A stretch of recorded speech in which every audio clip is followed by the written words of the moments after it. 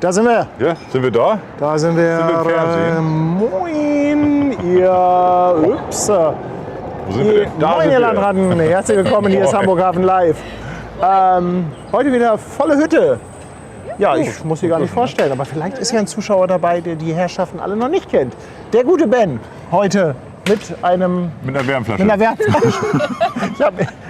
Ich hab mich so in die Nesseln gesetzt eben, die neue Mütze. Und Paddy bringt gleich einen dummen Spruch. Ja. Also kennen so wir ist er leider, so ist er leider. Ne?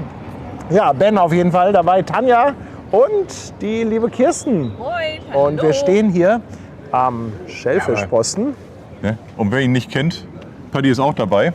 Ja, mal wieder. Heute ausnahmsweise auch mal wieder dabei. Wir sind hier am Schellfischposten und wir wollen heute mit euch eine kleine Wanderung machen, und zwar diese Treppe hoch. Da oben, da gibt es einen ganz kleinen süßen Weg. Und ja, von dort aus wollen wir gleich mal losgehen. Ja, nee, erzähl ruhig gerne erstmal. Also wir wollen diesen Weg entlang gehen und dann Richtung Altonaer Balkon, und dann wollen wir mal so ein bisschen auf den Spuren der alten Hafenbahn, beziehungsweise genauer gesagt der Schellfischbahn oder des Schellfischpostens. Schellfischtunnels. Also zu viel Schellfische haben wir. Viel zu viel Schellfische. Und eigentlich wollen wir ja den Zuschauern auch mal zeigen, was so oberhalb vom Fischmarkt so los ist, weil wir wussten es ja selber nicht so wirklich. Wir kannten das schon, aber da geht man halt nie hoch. Und das ist ja eigentlich wie so ein... Du bist in einer ganz anderen Sphäre, wenn du da hochgehst. Ne? Das ist hier so Jubel, Trubel, Party. Die Und da Seite oben, kennt man. Ja. Ja. Wo ja heute nicht viel los ist, das musst du ja auch dazu mal sagen. Ne? Also so richtig, Sonntag sind die Feiern. Und wir waren letztens richtig lecker essen da oben. Ja, das können wir wollen wir euch auch mal zeigen. gleich. War für uns auch eine Neuentdeckung quasi. Da gehen wir auch noch mal zusammen Ja. hin. Ja, Ben Ja, hat sich ein also- bisschen eingelesen, so ein Ja, ich bisschen. habe ja gelernt, dass du auch gelesen hast. Du Ja, ein weißt auch bisschen Bescheid. Schellfisch. Also es hat mich auch persönlich interessiert. Schellfischbahn und Schellfischtunnel fand ich selber sehr spannend, und deshalb, wir haben eben schon festgestellt, wir haben auch wahrscheinlich die gleichen Quellen teilweise gelesen. Genau, aber es ist Na? auch spannend, was in den Quellen drin steht. Und wenn man sich dann so den Trassenverlauf ansieht, dann denkt man, okay, wie passt das alles zusammen? Also wir müssen auch mal so ein schauen mal. paar Sachen hier quasi verifizieren, ja? Ja, Also also, ich kann- wenn ihr es besser wisst, gerne. Ich kann auf jeden Fall nur sagen, wir haben perfektes Streamwetter. Ja. Einige im Chat melden über 30 Grad. Ich hab- Was haben wir? 20, 22 so um den Dreh? Ja, ne? angenehm, bisschen Sonne, bisschen Wind, also perfekt Leichter für uns Wind dabei. Nordlichter. Ne? Ja? Also, Also ich mag schon sehr gerne. ja, absolut. Ja, also heute Hafen aus der zweiten Reihe. Und den Start macht die Köhlbrandtreppe. Ja. Ich versuche die mal hier so ein bisschen schön mittig zu nehmen. Das ist nämlich auch wirklich, steht unter Denkmalschutz, gemeinsam mit, ich glaube mit einem der Gebäude hier an der Seite. Ich glaube, das war dies hier mal. Das Ja. haben sie aber komplett abgetragen damals und neu gebaut. Ah, okay. Ich weiß nicht, ob das tatsächlich noch unter Denkmalschutz steht. okay. Oder ob das der Kasten dahinter sein soll. Ich bin mir da nicht so... Wobei, wo ist denn die 1? Ich glaube, die 1 soll es sein, die eigentlich unter... Die Hausnummer 1? Ja, Okay. weil das müsste schon die 2 sein. Na, dann wird das aber hier, wir können ja gleich mal oben in gucken. klein-klein.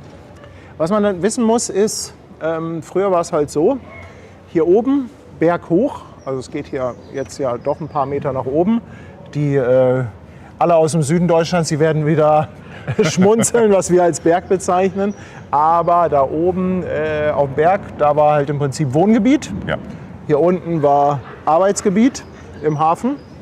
Und diese Treppe wurde, glaube ich, zu Hochzeiten von mehreren tausend Menschen täglich benutzt und war eine der Fußwege Genau, um in hier den Hafen zu kommen. Ne? Ja. Die Treppe wurde 1887 eingeweiht.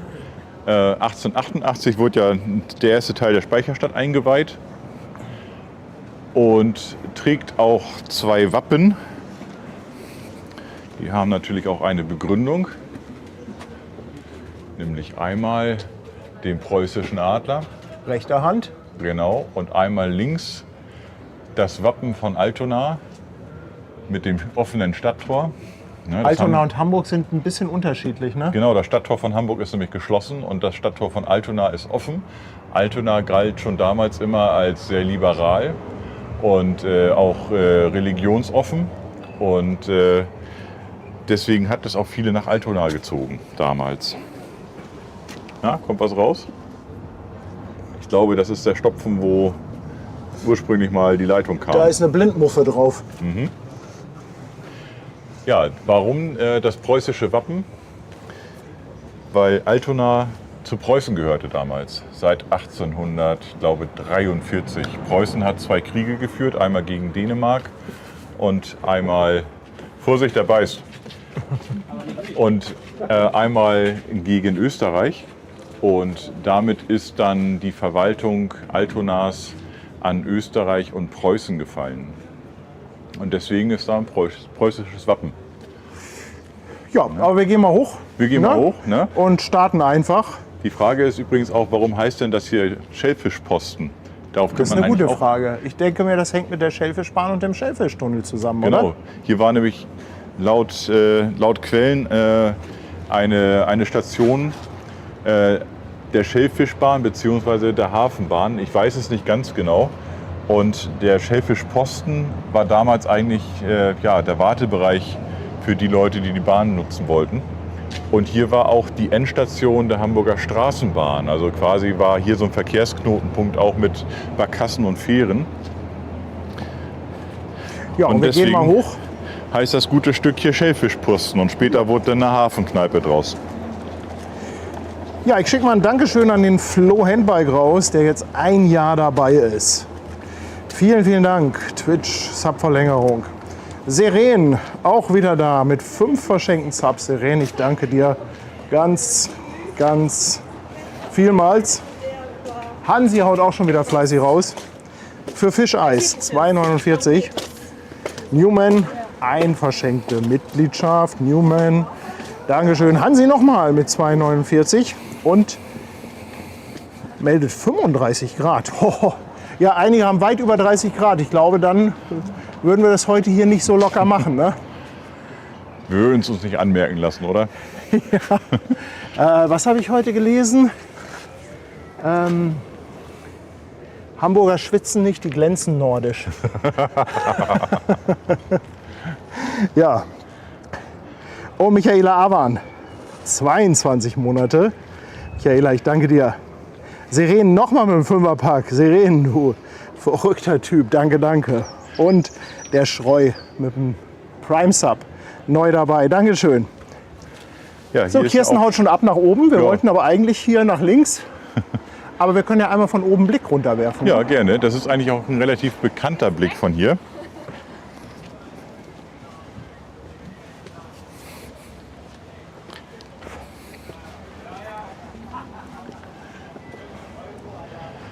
So ein bisschen ein Postkartenmotiv. Ja, wenn da jetzt noch irgendwie ein großes Schiff durchfährt. Oh ja, also hier jetzt so ein Containerschiff, so ein fettes. Ja. Also früher waren hier auch Flaggen dran an den beiden Masten. Früher war mehr Lametta, ne? Ja, jetzt wehen da unten politisch korrekt die HSV und die St. Pauli-Flagge. Ja, so, wir wollen aber nicht auf den üblichen Wegen gehen, sondern,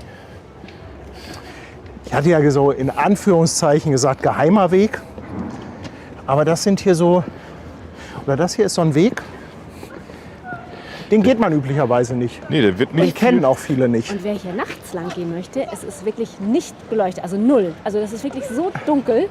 Also hier kommt auf jeden Fall die eingebaute Taschenlampe vom Handy dann zum Einsatz. Wir Also- sind nämlich hier letztens, Tanja Aber und ich, spannend, ne? sind hier wirklich nachts lang gegangen. Aha. Es ist stockduster. Wieso treibt ihr euch denn noch nachts so rum? Also mal bitte. Ja, um Recherche zu betreiben. Ach so. Ja. Ja, und was ich einfach so faszinierend finde, ich meine, also wer jetzt einschaltet, dem kannst du doch alles erzählen, wo wir sind, oder? Ja, herzlich willkommen im Elbsandsteingebirge. Wir wollen jetzt gleich noch mal auf den Gorisch rauf. Das war Malte, der hat gestern erzählt, dass er jetzt in Urlaub ins Elbsandsteingebirge fährt. Aha. Ja, der hatte mich auch, glaube ich, kürzlich angeschrieben. Da hatten wir einmal kurz drüber uns ausgetauscht. Okay, cool. Ah, Elbsandstein ist schon echt schön. Also kann ich empfehlen.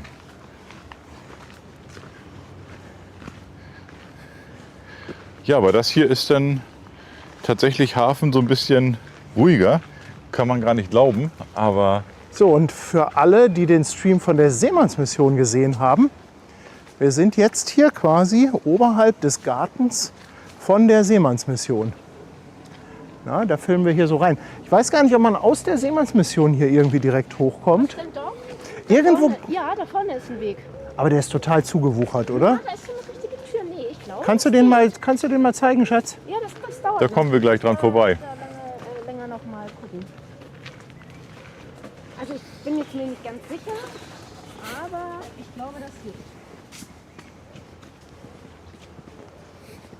Ja, aber schon hat man so ein bisschen Ruhe, ne? Der Trubel Ist das- wo soll der denn der Straßen sein? ist weg. Da vorne.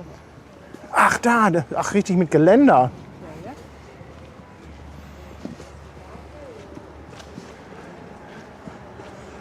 Oha. So, Exploring Hamburg, wollen wir? Also völliges Neuland. Ja, wo kommen wir raus? Ja, tatsächlich. Und Tatsächlich was ziehen wir Seemannsmission. dazu an? Fide, willkommen. Ja, tatsächlich, da kommen wir unten bei der Seemannsmission raus. Und dann darüber. Also wenn ihr mal in der Seemannsmission dann absteigt und ihr Kommt man noch da durch? Lust auf eine Aha. kleine Nachtwanderung habt, Also kommst direkt da nach unten. kommst direkt unten. Ja. Schau mal einer an. Ja, Treppenviertel Light, ganz genau. Oh ja, Treppenviertel kann richtig anstrengend werden. Das haben wir auch schon durch das Spiel. Haben wir aber auch schon mal zusammen gemacht, ne? Ja, Hier kann man auch wieder runter. Also hier kann man auch durchgehen. Ne? genau, hier kommt man auch.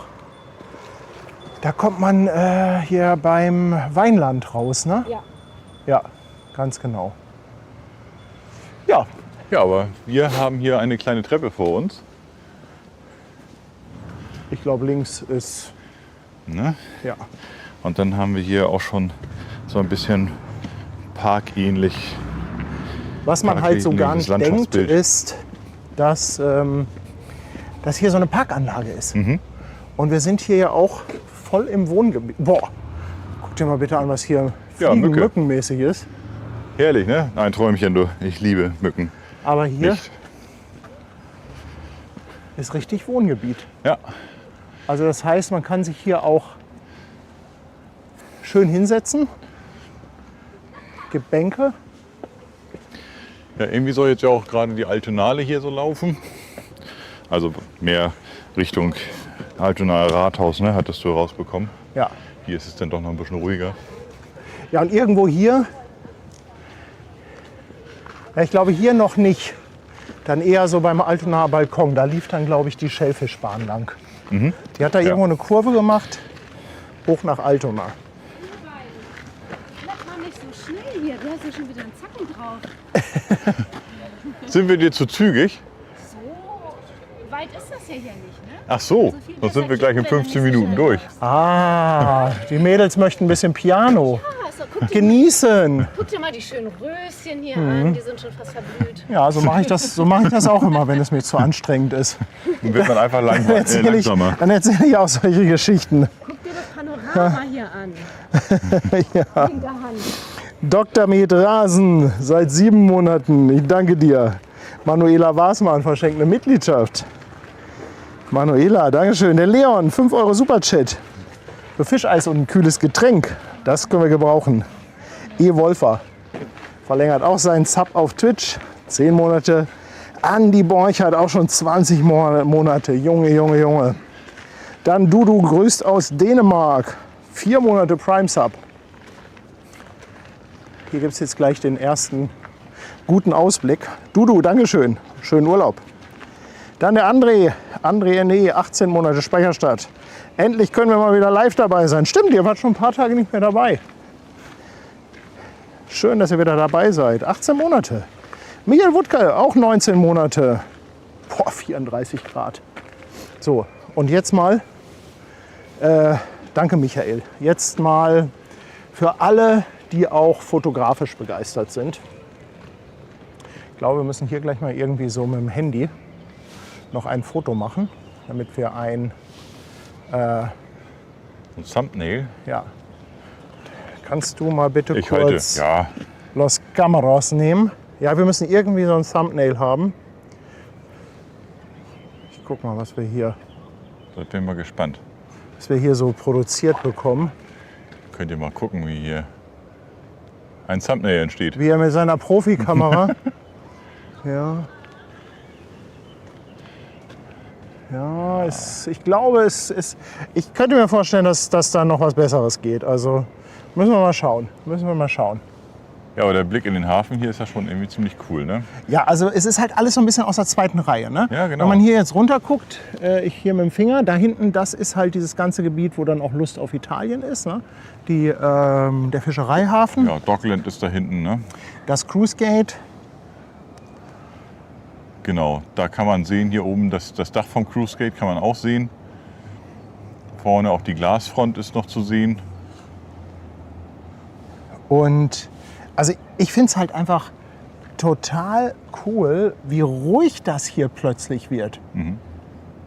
Ja, es ist super entspannt. Also dafür, dass du eigentlich mittendrin bist, ist es hier super ruhig und du hast halt trotzdem immer noch einen Blick so ein bisschen auf die Hafenanlagen. Ne? Guck mal hier auch diese kleinen Hutzelhäuschen mit den Schornsteinen.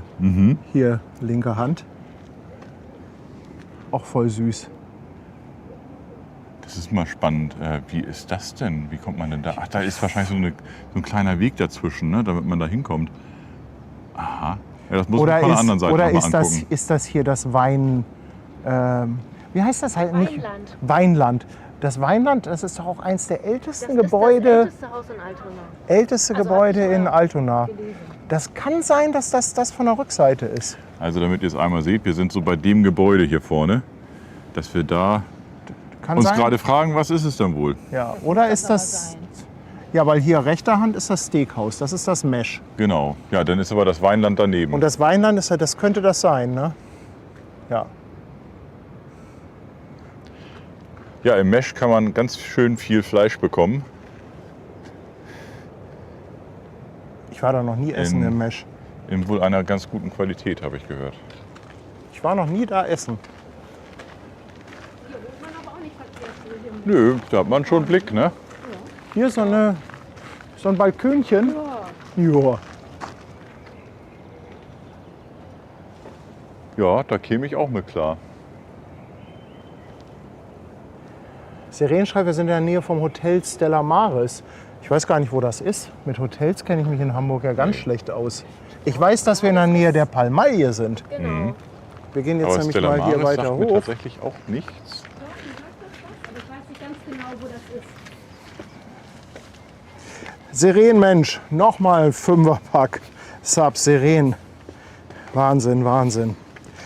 100 Bits kommen von Euro RS und auch 100 von der lieben Rea. Dankeschön. Robert Köber schreibt, einfach in Hamburg kälter als bei mir im Zimmer. 26 Grad. Robert, danke für 2 Euro.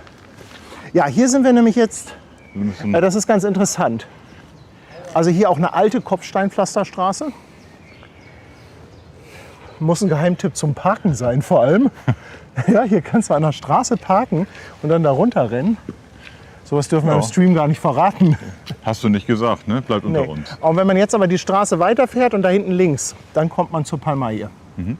Und Gerade unsere guten Parktipps. ja, schneiden wir raus nachher. Schneiden wir raus.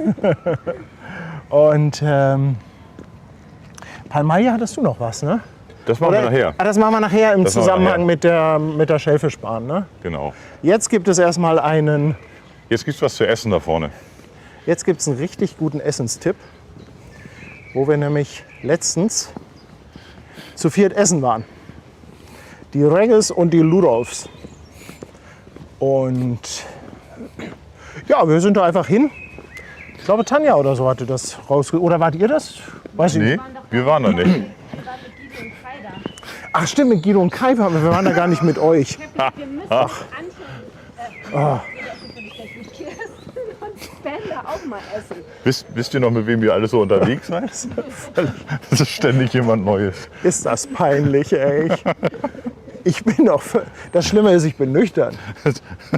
Wenn ich Fang jetzt, mal an zu saufen. So. Ja. Vielleicht wird's dann besser. wenn ich jetzt nicht nüchtern wäre, dann... Oh Mann, oh Mann. Also auf jeden Fall ist das ein ganz tolles Restaurant, Ben, wo wir sehr gerne mit euch einmal Sitzen wir da mal. essen würden. Das ist nämlich das Elbblick oder zum Elbblick. Haben, ich sag mal, Hamburger Hausmannsküche. Also das- Lapskaus, kriegst aber auch sowas wie ein Wiener Schnitzel, diverse Das klingt doch Salate. Wir können ja gleich mal auf die Karte gucken. Sehr urig und vor allem familiengeführt. Also Das finde ich cool. der Inhaber führt das, seine Frau arbeitet mit und ich glaube, dann haben sie noch eine, ich weiß nicht, ob es die Tochter war, auf jeden Fall war da ein jüngeres Mädel, ich sag mal noch eine Angestellte. Das kann sein, dass die sonntags zu haben, da ist nämlich alles dunkel. Aber dann können wir auch gleich nochmal die Terrasse zeigen, das war auch ganz süß. Ja. So, was haben wir denn hier? Wein- und Sektkarte. Ach, hier, guck, Dienstag Hier ist die bis Samstag. Speisekarte. Aha. Ja, wir waren letzte Woche Mittwoch hier und da kam auch jemand mit dem Fahrrad, irgendwie so ab 17 Uhr. Da war hier schon voll. Da hat sie gesagt, hier vorne hast du noch einen kleinen Tisch, da kannst du dich hinsetzen, ansonsten haben wir nichts mehr. Also Also schon beeindruckend. hier ist dann die Terrasse. Ganz tolles Restaurant. Wirklich. Und ihr müsst nicht unbedingt den ganzen Weg laufen. Musst du auch noch mal zeigen, ne? Das ist so schön ist von hier, wo man die Container so schön sieht. Und da auch auf die Treppe, ne? Also auch hier kommt man hoch. Ja, hier geht es ja direkt zur Palmaille rauf. Hier sind wir ja, direkt hier Anfang Fischereihafen. Na? Ja, das ist auch eine der endlosen Treppen hier in Hamburg. Wieso endlos? Ja, das, wenn man von unten hochkommt, weil man irgendwie bei Lust auf Italien war oder sowas, dann kann das schon eine ganz schön lange Treppe werden. Ach ja, das ist zum Beispiel eine Treppe, wenn man zur S-Bahn-Station Königstraße Genau, möchte. Ne? richtig. Dann einfach nur hier hoch ach, und guck dann mal, hier gerade ist rüber. sogar der Hinweis. Und die Treppe ist ja auch, geht ja auch da weiter. Ach, da sind ja, gehört euch nicht das Elbblick? Wir erzählen gerade, wie lecker wir letztens gegessen haben bei euch, aber heute ist leider zu. Ja. Ja. Nein, wir machen gerade ein bisschen, wir preisen ein bisschen an. Deshalb, also ganz tolle Terrasse, ganz tolle Besitzer, sehr, sehr nett und freundlich, aber sonntags und montags geschlossen. So ist es. Ja. Schönen Abend. Schönen Abend. Scheinen ja auch, weiß nicht, ob die hier wohnen vielleicht auch. Bietet sich ja an, ne? Tja, Ja. wenn man den Balkon mal für sich hat, dann nimmt man den wohl ganz gerne mal, ne?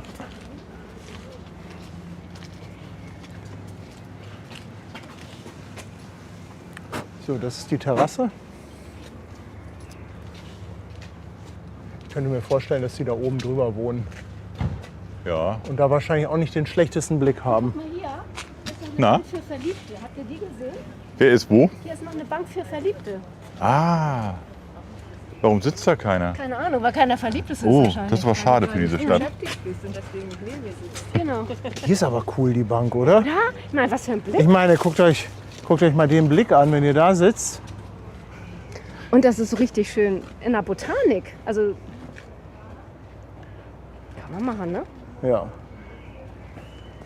Ja, mit Blick in den Hafen kann man seiner Geliebten dort vielleicht auch mal so einen kleinen Antrag machen. Ne? Erst lecker essen gehen, nicht? Und dann angeschwipst, ja, ich muss dir noch mal kurz was erzählen. Wollen Schön. wir, guck mal, da vorne sind so Töpfe. Wollen wir da mal einen Schlüsselanhänger verstecken? Ja. Hast du einen mit? Das sind so Blumentöpfe. Und da irgendwo sind so kleine, weiß nicht, da muss irgendwo sind irgendwo Schlüsselanhänger drin. Das gucken wir doch mal genau.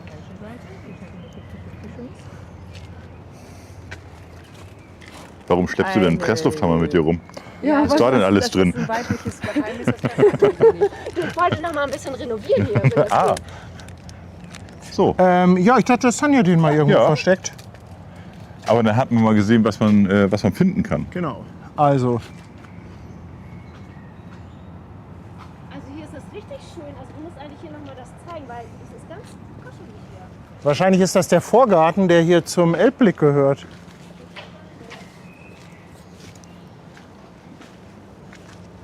Guck mal, sogar ein kleiner Teich. Ja, also ich meine, hallo? Aha, ja, das Also ist ja nett. guck mal jetzt, wenn du das so filmst, komm mal hier rum und guck dir mal das Bild an. Ich komme mal rum und guck mir mal das Bild an. Also wenn du Hier das ist auch so ein filmst, Hundenapf da vorne. und wenn du dann so ein Rätsel draus machst, wo sind wir? Ja, keine Chance. Keine Chance, oder? Nee. Also wirklich Das ist eine Ja. Oase. sensationell. Fischmarkt. Aber es fehlt nur noch der Tisch. Oh, da fährt der Halunderjet. Schnell. Oh, aber ganz schnell, da war er weg. Also Schiffe gucken kann man hier auch, aber nicht so gut nach rechts und links. Ja, also ist immer nur ein kurzes Zeitfenster, wo man sie sieht. Ja. Aber eigentlich fehlt jetzt noch so ein kleiner Tisch, ne, so für hanseatische Tapas, nicht? So, jetzt verstecke ich noch den Anhänger. Ja, mach doch mal. Ja. Krabbel mal unter die Bank. Oha. So, ganzer Körpereinsatz. Aber mehr zeigen wir nicht. Ein bisschen suchen muss ja auch dazu gehören. Oh, hab ich ihn super versteckt.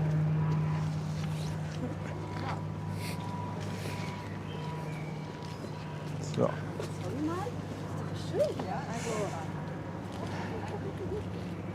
Hansi nochmal mit 2,49. Hansi, ich danke dir vielmals. Van Draco 89 im 4. Monat dabei. Auch Twitch. Herzlichen Dank. Dann Pirata Bernie. Liebe Grüße an das Team und Schwester Hansen. Schwester Hansen kriegt nochmal so ein explizites. An Ja. das Team Ja, und Schwester Hansen. Damit da wird hat sie nochmal einen Doppelgruß herausgestellt. bekommen. Ja, siehst du? Ja, die hat Autorität. Also die, Ja. wirklich, die hinterlässt Eindruck. Also Ich danke dir für deine 9 Monate, Pirata Bernie. Und Willow Brick. 2 Monate Prime Sub. Danke, danke, danke. Postbüdel haut eine Kiezmische raus. Postbüdel, du weißt, was ich heute gebrauchen kann. Es geht hier schon wieder bergauf. Ich danke dir für die 2,50 und die Kiezmische. hier sieht man auch die Terrasse noch besser. Ah ja, stimmt. Du bist schon wieder im Athletik- oder Ja. Athletenmodus hier unterwegs. Haben auch eine große Markise, also auch wenn das ein bisschen tröpfelt, kann man hier trotzdem draußen sitzen. Ja, hier schon die Frage, dicke Jacke, sag mal, du hast aber wirklich, also ich meine, bei den Temperaturen, ja Frauen, ne? Nee, ich bin noch ein bisschen angeschlagen, weil die Kreuzfahrtbakterien und Viren, die hast du nämlich bei uns eingeschleppt. Ja, Sei froh, dass ich das Norovirus nicht mitgebracht aber habe. dann, also nee, da wirst du auch nicht nach Hause gekommen. Einmal scheiß dich schlank, ja? Ja, das haben wir Scheiß einmal dich von der Hochzeit, als wir da Fotos gemacht haben, mitgebracht. Danke. Wollen wir nochmal? Hier könnte man jetzt auch hochgehen. Ich glaube, man kommt aber jetzt grundsätzlich immer gleich oben raus. Ne? Ja, lass uns Wir gerne wollen hier unten bleiben, weiter, ne? Ja. Ja. Und nicht so schnell. Du kannst im Winter auch rodeln, ne? Ist gut. Finde ich schön. Ja, aber also wenn du den Abschuss nimmst hier, oha, na denn. Aber hier haben wir Der Altona Todesrodelhang. Ja, der Altonaer Todeshang, genau so. da kann ich nur noch der Baum stoppen. Ja, du, durch die Gitter wird's halt bitter, ne? Falls ihr den Schlüsselanhänger finden solltet, freuen wir uns natürlich darüber, wenn ihr irgendwie ein Foto schickt oder das postet bei Instagram, uns markiert. Naja, ich denke schon. Also viel gibt es da ja nicht unter der Bank. Also die Chancen sind gut, ihn zu finden.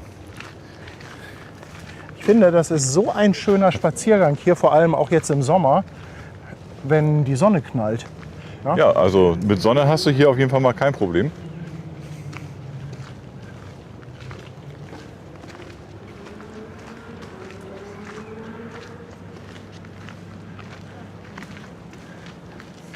Ja, aber dann kannst du hier auch so ein bisschen Lust wandeln, nicht? Lauer Sommerabend, ne? Hast deinen Partner dabei, ist doch nett. Lustwandeln. Ja, kennst du das gar nicht? Kannst du dir mal zeigen, wie man Lust wandelt? Komm mal her, mi Fru. Lass uns mal Lust wandeln hier. Guck mal, so, nicht? Ja. Andere telefonieren dabei, nicht? Wir haben uns einfach mal so im Arm.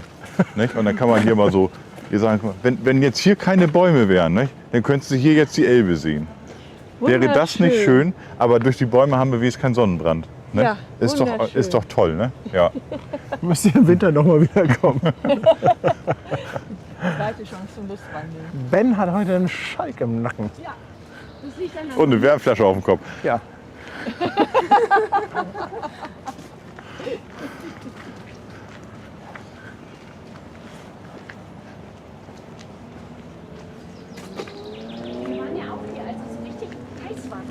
Ja, Das war so angenehm, ne? Also das war wirklich... Und gekifft wird hier wieder. Ach, guck mal, Kirsten kriegt auch schon wieder richtig Komplimente. Du hast tolle Haare. auf dem Kopf meistens. Seidiges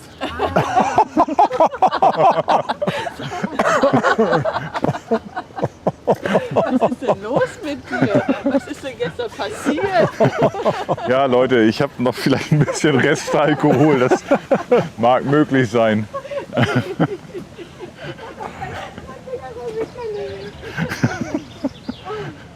Ja, mal, also weißt du Ben das? schläft heute auf dem Sofa. Weißt du, das ist dieses Hochhaus oder ich glaube, das andere, was wir eben gesehen haben, ist das Gorch-Fock-Haus. Ja, ne? das andere ist das Gorch-Fock-Haus. Nein, nicht dieses hier. Genau. Aber welches das hier ist, weiß ich nicht. Hat aber eine ähnlich beeindruckende Höhe. Ne? Also, Ja. Aber auch keine Rooftop-Bar. Nee. Und vor allem keinen Balkon zur geilen Seite. Also, was ich nicht verstehe, guck mal hier die ganze Seite zum Ja. Wasser. Nicht Da- ein Fenster, Ja, doch, vom Treppenhaus. ja, vom ne? Treppenhaus in der Mitte. Aber Ja, es ist schon traurig, in Hamburg zu wohnen. Ne? Hast keinen Blick aufs Wasser. Nee, ist schlimm hier. Ja, ich weiß unfassbar. gar nicht, ob das vielleicht auch dann irgendwie, ob da irgendwo da auf der rechten Seite der Fahrstuhl dann fährt oder was. Ob da der Schacht dann ist für den Fahrstuhl. Tja. Nee, aber die coole Seite, das hätte man echt tatsächlich ein bisschen drehen müssen Ja, ne? eigentlich. Ne? Ja, finde ich auch. Das finde ich auch. Aber wahrscheinlich ging das vom Grundstück her nicht. Konntest du nur so bauen. Ja, schade eigentlich. So, und jetzt kommen wir so langsam Richtung Altonaer Balkon. Ein paar Meter haben wir noch. Northway, herzlich willkommen an Bord. Danke für deinen Prime-Sub. Micha, H58, ich danke dir. Eine verschenkte Mitgliedschaft. Danke, danke. Anja, Ja. die Bande aus Wasserburg. 2 € Superchat. Liebe Grüße an euch. Danke. Und Tony Roberts. I would love to buy you all a beer at the end of your walk. Tony knows the prices at the Siemens Club. Ja, vielen Dank. Thank you, 15 Tony. Euro is okay for 4 beer in the Siemens Club. Thank you, Tony. Maybe sometimes are you here and then we go together. Ja. Tony. We have a walk. Guck mal hier, auch ganz schöner Blick. Ja, also für alle, die es mögen, Bilder zu rahmen, denn das ist im Prinzip der Vorhafen. Das heißt, da hätte man dann das Wendebecken für so ein 400 Meter Containerschiff. Ich glaube, die Kreuzfahrtschiffe würde man nicht sehen. Das ist vom Winkel her, passt das nicht. Ja, wahrscheinlich biegen die vorher ab, ne? Ja. Guck mal, Hans schreibt, er übernachtet nächste Woche in der Seemannsmission und will dann im Elbblick essen gehen. Guck, haben wir doch Schöne schon einen Idee, wieder, Fahrrad. haben wir doch wieder einen angesteckt. Ja, aber wir Wie haben, das hier auch überall ist, ne? Ja, also das ist, wir haben in Hamburg sowieso immer wieder oder immer mehr grüne Oasen.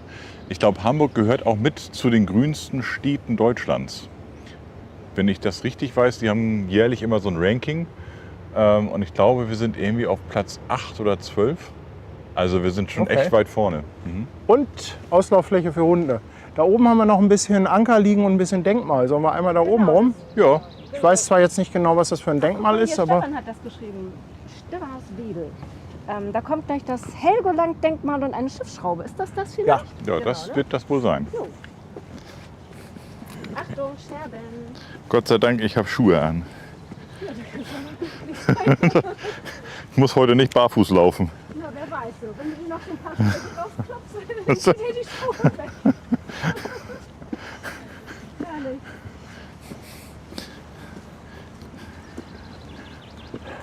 Statt der Schiffsschraube nehmen wir mal einen Anker. Ja, vielleicht kommt die Schraube jetzt. Ja, das kann sein. Oder war das doch ein Anker? Kann sein, dass da noch irgendwo was kommt.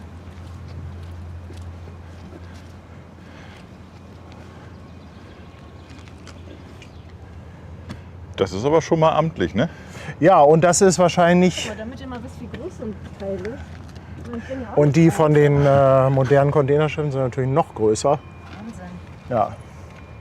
Ja, gute Frage. Wer schleppt denn hier einen Anker hoch? Wahrscheinlich Ich weiß nicht. irgendeine Flut, Ja, also, Irgendeine Flut hat ein Schiff hier geankert hier oben und den Anker dann liegen lassen. also man hört ja immer wieder von den fiesesten Sturmfluten in Hamburg. Ich dachte, wir gehen jetzt hier lang, wollten da noch einmal zu dem Denkmal.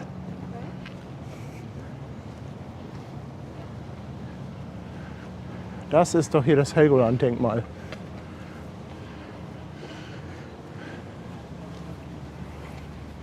Guck mal. Helgoland. Geboren 9. Mai 1864. Dem Andenken der gefallenen Tapferen der österreichischen Marine. Das Hamburger Komitee für die Opfer des Seekrieges. Ah, okay. Helgoland-Denkmal. Ah, Helgoland wegen Seekrieg. Okay. Lass uns mal doch da unten lang gehen, weil da sind wir. Wollt ihr doch lieber unten? Ich denke mal, hier kommen auch mehr Leute. Mehr Menschen? Ja, wir können auch unten weiter. Das ist Ja. genau der Krieg, bei dem hinterher Altona an Preußen gebunden wurde.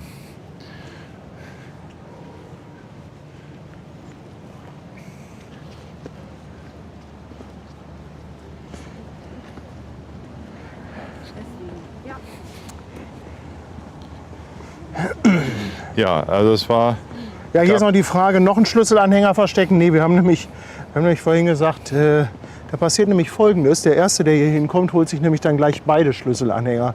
Das ist nämlich so ein Effekt, den wir jetzt auch festgestellt haben bei den Schlüsselanhängern, die ich auf der Kreuzfahrt versteckt habe.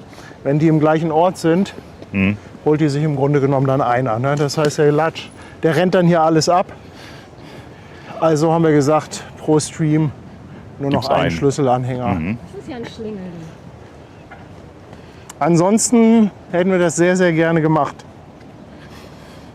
Sebastian fragt, ob heute in Hamburg nicht ein Marathon war, Halbmarathon war. ja, Und Harley Days. Und Harley Days. genau die Auslauf- oder Ausfahrparade der Harley Days war heute auch. Auslaufparade. Die Auslaufparade. Ja, bei mir ist alles eher in Schifffahrtsgedanken als auf der Straße.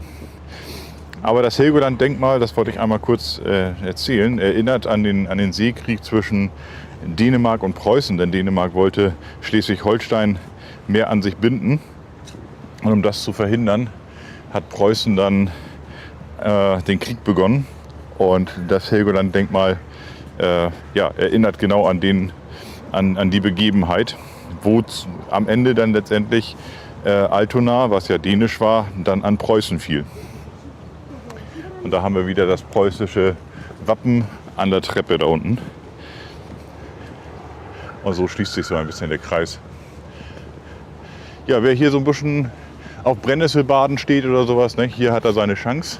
Ja, da können wir doch auch einen schönen Tee draus machen, oder? Brennnesseltee ist doch... Wer wagt nicht da einmal nackig durch? Ach du, bin ja für vielen Blödsinn zu haben, ne, aber wahnsinnig bin ich nicht. Guck mal, hier kommt Das piekt bestimmt. eine Lokalität, die ich gar nicht kenne. Genau, deswegen wollen wir hier. Die kenne ich gar nicht. Nee.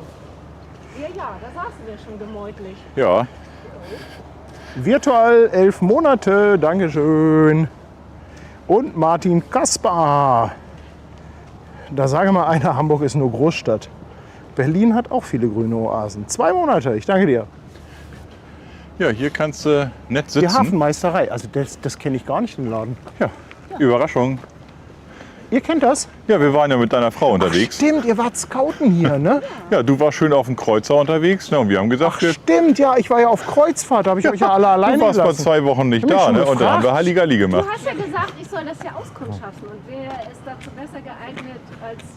Ich habe mich schon gefragt, warum ich nichts von euch höre. Tja, Weil euch das so gut ging. ne, Oh, so guck ist mal, das. Und dann sind wir hier einfach mal rein. Selbstgebackener Cheesecake. Oh, ich bin ja so ein Cheesecake-Junkie. Ich habe in Istanbul einen Cheesecake gegessen, der war so geil. Mit so einem schönen Schokoladen, mit so flüssiger Schokolade überzogen. Echt? Cool. Der Hammer. Hafenmeisterei, also könnt ihr empfehlen? Also machen wir nochmal einen Cheesecake-Test. Ist das hier nur so Kaffee oder auch richtig, Hier eine Bockwurst und Kartoffelsalat und Brezel gibt's auch. also mit Dinner? Alles, was man braucht. Und Bier vom Fass. Ne? Und Cocktail. Und wenn du mal nicht mehr weißt, wie du nach Hause kommst, hier gibt es noch einen Drahtesel. Biergarten, 150 Meter hier im Park nur den Hang runter. Achso, der steht normalerweise oben. Aha. Das Fahrrad. Das gehört nach oben. Aha. Als Wegweiser. Der hat, Genau. Wir gehen hier die Treppe, wenn man es weil- eilig hat, nach unten zu kommen. Ne? das scheint hier der Highway zu sein. Remo fordert den Cheesecake-Test jetzt sofort. Antje kann bestimmt ganz hervorragend Cheesecake backen. Und Remo Guck mal. denkt immer nur ans Essen. Pegelturm. Hier haben wir Guck die Pegelturm-View. Guck, es ist wieder ablaufendes Wasser. 4,51 Meter jetzt. Aber wir hatten richtig Hochwasser heute. Nee, das ist richtig, dass Tanja kein Mikrofon hat. Wir haben leider nur 2. Deshalb, Aber hier ist noch so ein bisschen Musik im Hintergrund. Ach, oder hat sie das dabei? Ja, sie hat es dabei. Ja, hier kann man dann auch ein bisschen auf die Kühlbrandbrücke gucken, ist aber auch relativ zugewachsen. ja, aber hier Aber hast ich du auch find- nochmal schöne Bänke. Die Reiseplanung einfach. Ups. Auch wenn deine Freunde verschiedene Reisevorlieben haben. Oha, na denn.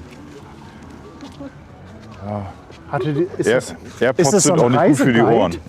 Hatte sie so einen Reiseguide laufen? Weiß das nicht, du. Vielleicht ist das auch irgendwie ein Radiosender, so ein Internetsender mit Werbung oder was, keine Ahnung. Aber Mensch, Leute, kauft euch AirPods, ne? Das ist auch gut für andere. Dann müssen die nicht euer Programm mithören. Was ich auf der Kreuzfahrt leider nicht gemacht habe, war so eine Silent Party. Aha. Achso, da kriegst du auch so Ja, da hast du so Mickey Mäuse Kopfhörer. auf und dann geht's los, ne? Und das Lustige ist, es gibt ja unterschiedliche Programme. Das heißt aber, Tanzfläche sind Leute, die teilweise zu völlig unterschiedlicher Musik tanzen. Aber was ist das denn für ein irres Bild? Weißt du, die einen machen da irgendwie Slow Fox, weißt du? Und der nächste macht Headbanging zu Heavy Metal. Und man denkt sich, was ist mit den Leuten los? Ich habe es leider nicht mitgemacht, ich habe das immer verpasst. Also sind das so gewisse Zeitslots, wo man das dann machen kann? Oder? Ja, das ist dann, also es gibt ja teilweise dann da im Beachclub so Live-Musik. Dann gibt es einen Abend halt Silent Party. Programm ist ja, wechselt ja quasi täglich. So, jetzt kommen wir hier aber Jetzt kommen wir zum zu einem Highlight. Altonaer Balkon. Und damit steigen wir dann gleich auch irgendwann in das Thema Schellfischbahn ein.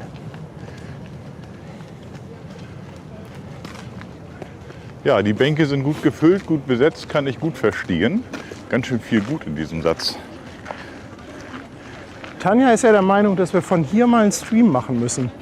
Das checken wir jetzt erstmal. Ja. Und Das würde ich mir mal wünschen. Sieht schön hier oben. kann der Chat mal entscheiden auf einer Skala von 1 bis 10, wie gut Ob das sich hier das als lohnt. Standort geeignet ist. Weißt du was?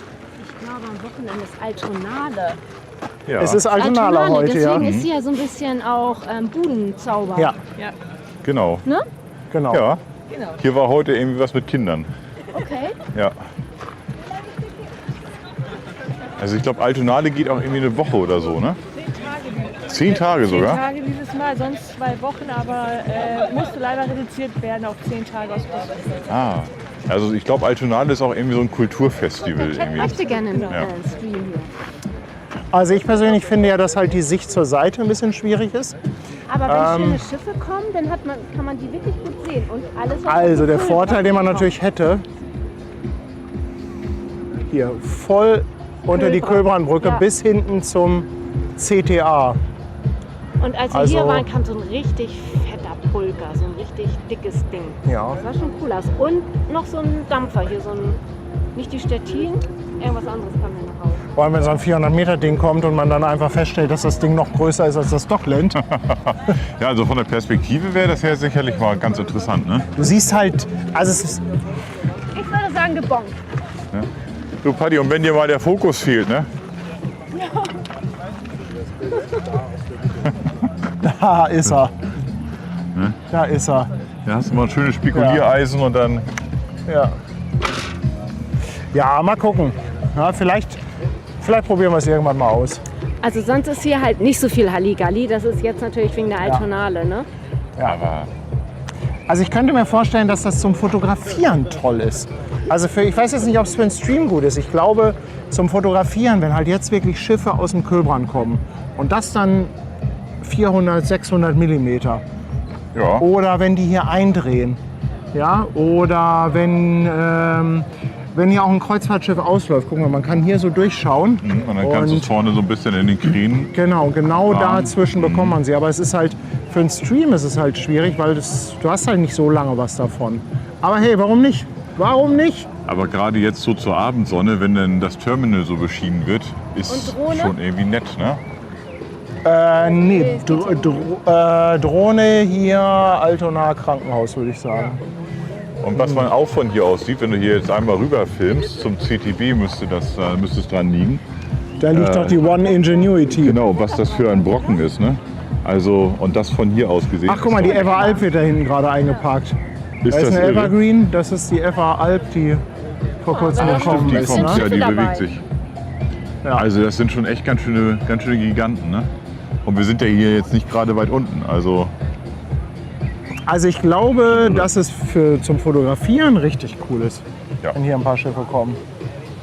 Und für einen Teststream, genau, der Chat schreibt es, für einen Teststream mal irgendwann. oh siehst du, also Du. haben wir da auf jeden Fall mal ein Thema. Du, wir haben schon schlimmeren Müll gefilmt.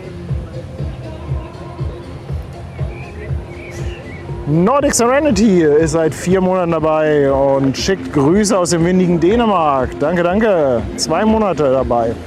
4 Monate Prime Sub. 4 Monate, danke. Und der Lego-Suchti, ja, mit einem Prime Sub neu dabei. Guck mal, Kirkel hat eine super Idee. Na? Das wäre ein Standort für eine zweite Kamera. Ach so, ja, das kann man machen. Also einer hier oben, zweite Kamera und die andere Kamera dann irgendwo unten. Ja, Also statt unten Seemannsmission.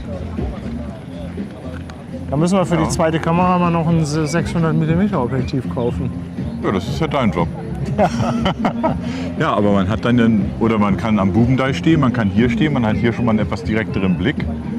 Also es gibt verschiedene Optionen. Ne? Ja. Ja, wir sind ja jetzt hier oben auf dem Altonaer Balkon. Und wir wollten ja ein bisschen History machen. Genau, jetzt wollen wir erstmal noch hier bleiben, damit wir nicht gleich die ganze Mucke auf den Mikros Ist die haben. Frage, ob wir jetzt hier dran Wir vorbeigehen, können auch Richtung ob wir da hinten reingehen. Ja, dann machen wir das. Also, dann können wir das hier einmal zeigen und dann fangen wir gleich an zu erzählen. Hier ist gerade die Altonale und im Zuge dessen hier natürlich auch ja, Musik Ja. und Kiffen für alle. Ne, hier ist auch ein bisschen Engtanzparty. Ne?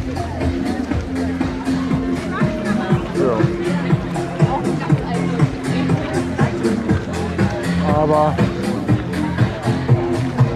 da müssen wir jetzt einmal schnell dran vorbei.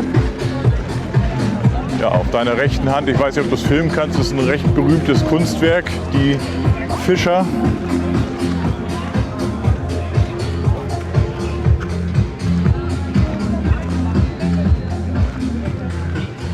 Ja, wir hatten erst überlegt heute, ob wir das wegen der Atonale nicht verschieben.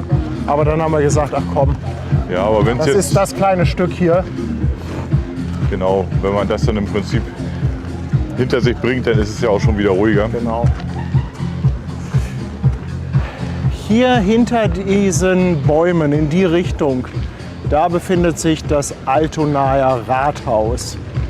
Und in der Verlängerung kommt man dann, also nach rechts ab geht die Palmaille Paddy, und wir weiter müssen da geradeaus. vorne lang. Ach, wir müssen die Straße nehmen. Oh, stimmt. Also, und nach rechts befindet sich die Palmaille. Und ja, Thema Schellfischbahn. Was ist der Hintergrund? Im Grunde genommen ganz einfach. Die Fische mussten irgendwie von unten vom Nach oben. Hafen nach oben. Genau. Das ist der Hintergrund. Was für ein Höhenunterschied? 28 Meter oder Ja, irgendwie sowas? so 28, 30 Meter waren das. Ne? Ja. Also irgendwie so mussten ein paar Meter überbrückt werden.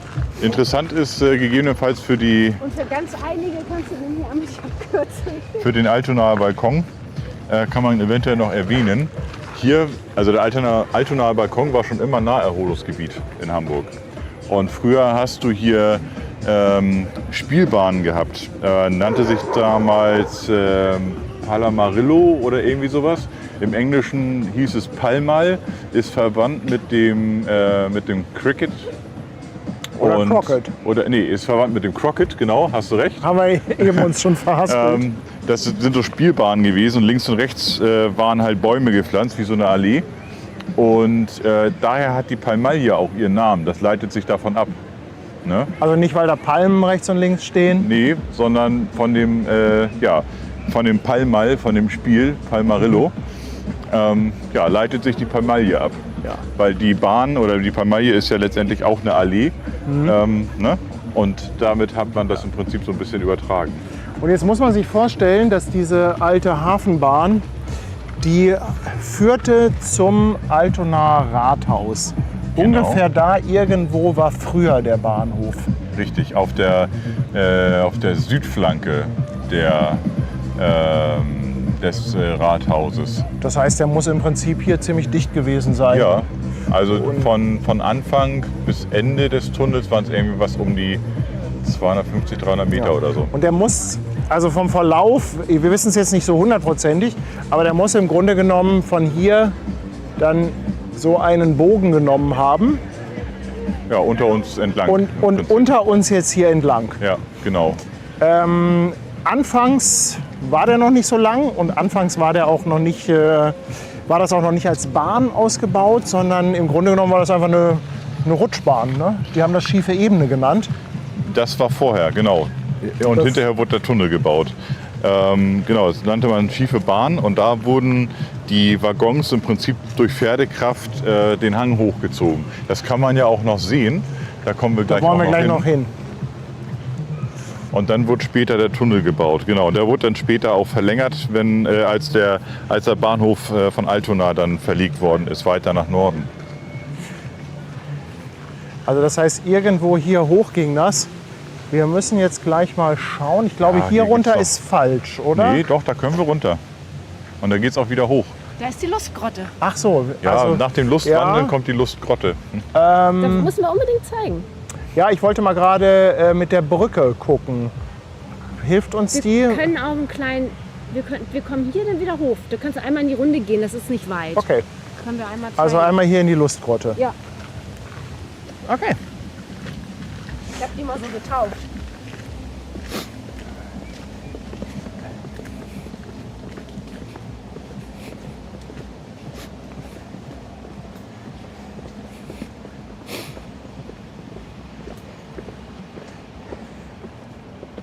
Das sieht aber mehr nach Hänsel und Gretel aus hier. Ach, das haben sie wahrscheinlich einfach vergittert wegen wahrscheinlich Damit man nicht Einsturzgefahr oder. Ist auch tatsächlich künstlich angelegt. War mal ein Wasserbrunnen und lief dann hier als quasi Wasserfall den Hang runter. Ganz, ganz früher.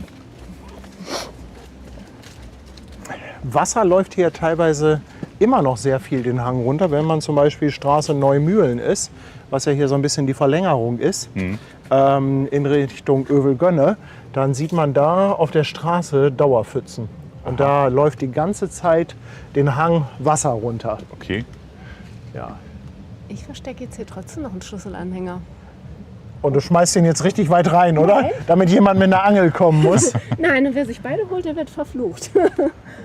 So. Muss ich mal ein gutes Versteck suchen. Ja, dann drehe ich mich doch einfach weg. Ein bisschen wir drehen uns gesucht, mal um. ein bisschen lassen suchen euch, gehört dazu. Alleine.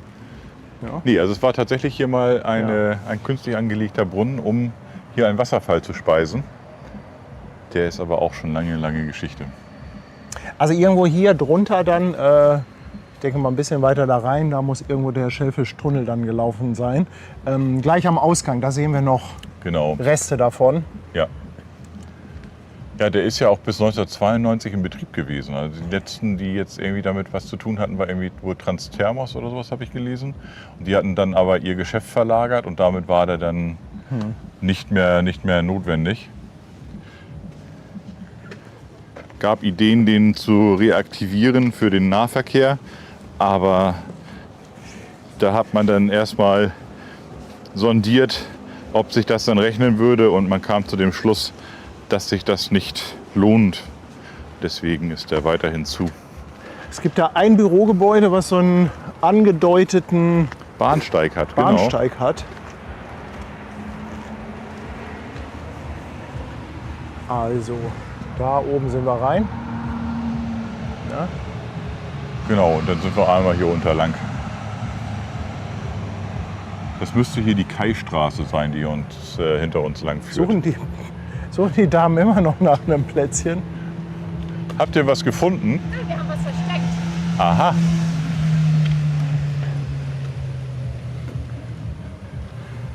Ja, Können wir da noch mal hochgehen? Hattest du nicht gesagt, dass du vielleicht noch mal zu dem Genau, Zu wir wollen dem gleich, Bahnhof? wir wollen gleich zum Hafenbahnhof und den Ausgang vom Schellfischtunnel. Den müssten wir gleich, wenn wir noch ein Stückchen weiter hier runtergehen, genau. sehen. Aber da vorne war auch noch ein schöner Fotospot. Wo du da, weißt du, was du gesagt hattest? Wo man Das- auch durch den Baum fotografieren das, was du konnte? gemacht hattest. Genau. Ich weiß nicht, ob das Ja, lohnt, dann. das noch mal zu zeigen. Aber hier kann man auch schön gucken. Auf jeden Fall ein Tipp für Tage mit zu viel Sonne. Ja, Ja, also das Thema Rahmung, ne?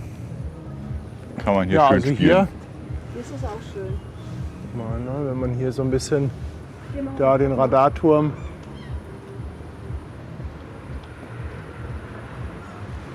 Chris sagt zu viele Stufen. Ach nee, das sind nicht viele hier. Also das ist echt gut machbar. Das geht schnell. Guck mal, selbst. Ich wollte gerade sagen, selbst Tanja macht das. Ist gerade außer Hörweite.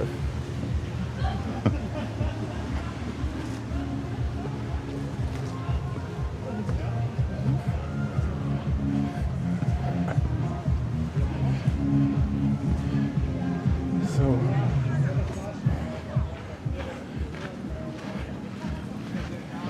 So. Ja, hier. Das Na, ist was doch hast auch, du denn Schönes gefunden? Hier ist ja immer schöne Schiffe. Das ist doch auch ein schöner Spot, oder? So ungefähr die Ecke, wo ich das gemacht hatte. Ah, Da lag doch okay. Die, Ja, ja. Die MSC, ne? Stimmt.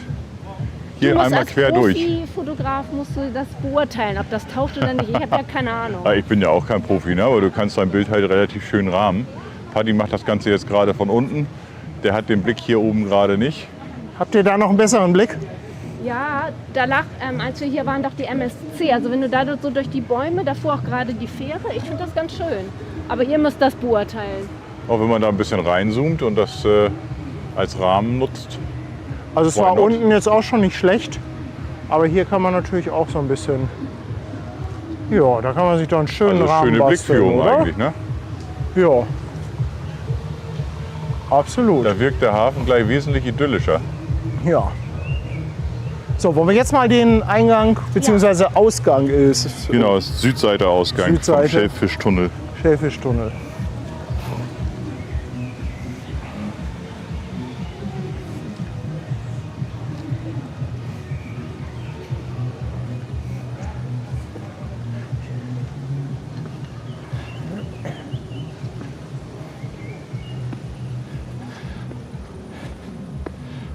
Ich muss sagen, so Treppe runter ist auch angenehm, ne? Oder? Paddy, was sagst du dazu? Schwerkraft ist mein Freund.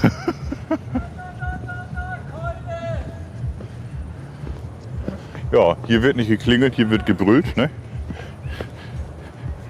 Ist ja manchmal auch effektiver.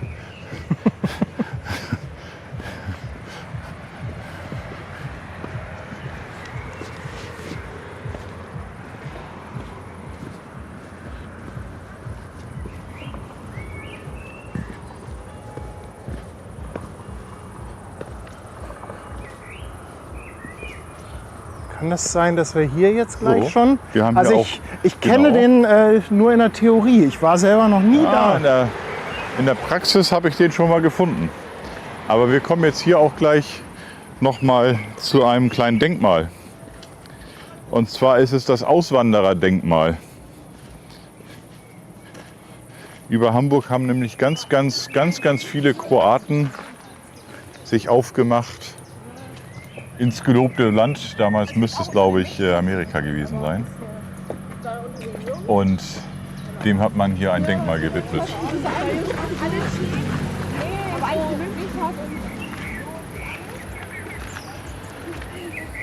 Müssen wir jetzt die Treppe Wir müssen runter? die Treppe runter, genau. Das, Dann kommen wir zu dem Ausgang von dem Schellfischtunnel.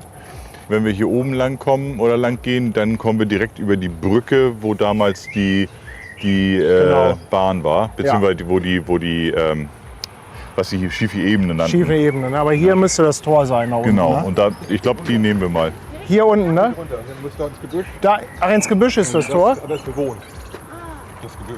Und dann kannst du das von oben sehen. Ah, aber Du musst einmal runter. genau, nee, wir wollten kann jetzt man hier von der einmal Seite von Ja, da. cool. Gebüsch ist aber gut, der Hinweis, dass das Gebüsch bewohnt ist. Aha, Dann wollen wir da Ja, auch nicht nee, zu viel also- stören. das Gebüsch ist bewohnt. Das habe ich auch noch nie gehört. Ja, Ja, das ist ja Altona oben am Bahnhof. Ist der hintere Eingang, also das andere Ende. Ja, genau, ist die Nordseite. Annahme von Mediamarkt. Richtig, und da war auch mal ein Hotel, ne? Das Ja. Hotel ist ja immer noch und direkt unter dem Hotel kam der Schellfischtunnel. ja. Genau, da liegen die Gleise sogar noch. Ja, genau. Wir sind mal früher, konnte man noch durchgehen. Ja, also ich glaube, heute Ja. gibt es noch Führungen. Ja, Tag des offenen Denkmals. Es gibt Ja. noch diesen Verein Hamburger Unterwelten, heißen die, glaube ich. Ich glaube, die machen auch Führungen durch den Tunnel. Mhm. Ja, als Teenager war das eine Ja.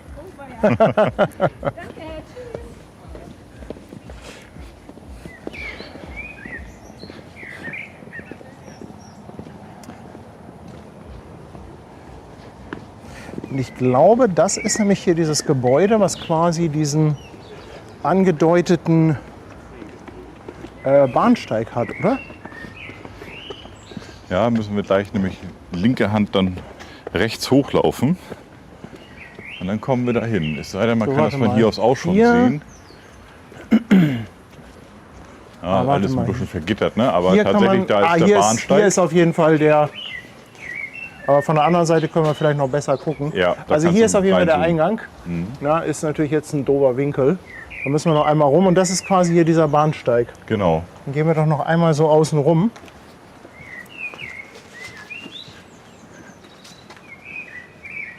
Aber hier mit Vögeln, ne? Birdies und so, das ist doch ein Traum. Also das Sitzt ist, du hier und guckst aus. Ach Mensch, Buddy, Ich finde, das mach ist- die Kiste aus, wir setzen uns hier hin und dann ist gut. ich finde, das ist so ein toller Spaziergang hier. Ah, da vorne will ich auch noch mal auf der Spitze gleich. Da kannst du so schön gucken, glaube ich. Aber erstmal machen wir jetzt hier. Erstmal machen wir jetzt hier fertig.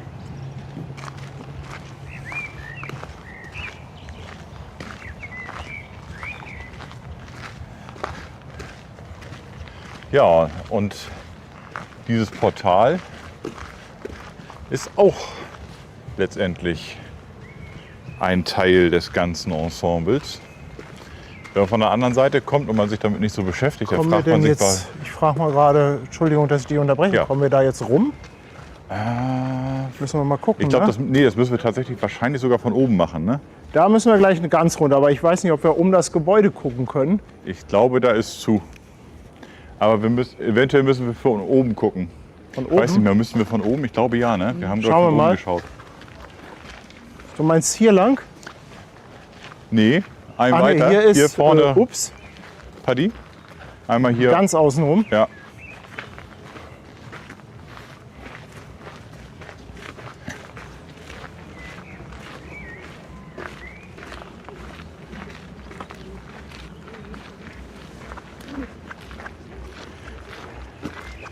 Also das ist quasi hier Hafenlinie, zweite Reihe.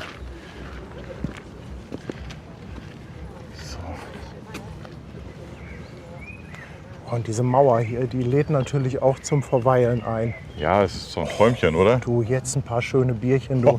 Hatte ich gestern. Also, Ja, aber Bierchen mit Ausblick, oder? Also ich meine, guck dir das an, da hinten, Köbrandbrücke. Ist doch top. Machen wir gleich. wobei gleich gehen wir irgendwann ganz Oder? runter, ne? Nee, wir gehen jetzt suchen wir erstmal den Eingang. Also da können wir doch schön abmoderieren gleich hier. Na, wir müssen auf jeden Fall ja noch runter. Wir wollen wir auch noch müssen- zum Hafenbahnhof. Aber dann, Paddy, hat Tanja recht, wenn wir da eben kurz raufgehen, weil da kommen wir nicht wieder hin. Okay. Oder drängt dich das sehr? Du, wenn meine Frau das gesagt hat, dann gebe ich ihr lieber recht, weil alles andere ist Leben am Limit. Ganz genau.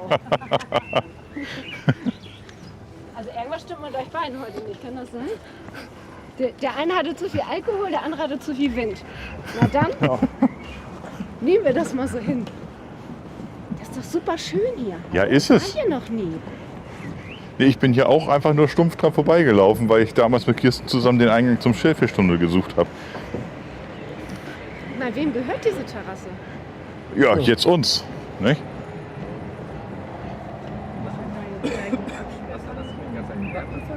Genau. Ja. Also, Wir hängen da gleich einen Schlüsselanhänger ran, dann ist es unser, oder? Ja, also der Blick ist doch phänomenal. Ne? Ja. Also früher waren hier, also das muss auch zum Fotografieren hier toll sein. Ja. Im Kühlbrand rein. und vor allem jetzt hast du ja wieder freie Sicht. Früher waren hier Hallen, die haben sie ja Ja. weggerissen. Ich frage mich, ob sie hier was hinbauen. Weißt du da was von? Also das weiß wurde es ja, nicht. hier diese ganze Fläche, die wurde jetzt gerade in den letzten 1-2 Jahren wurde die komplett planiert.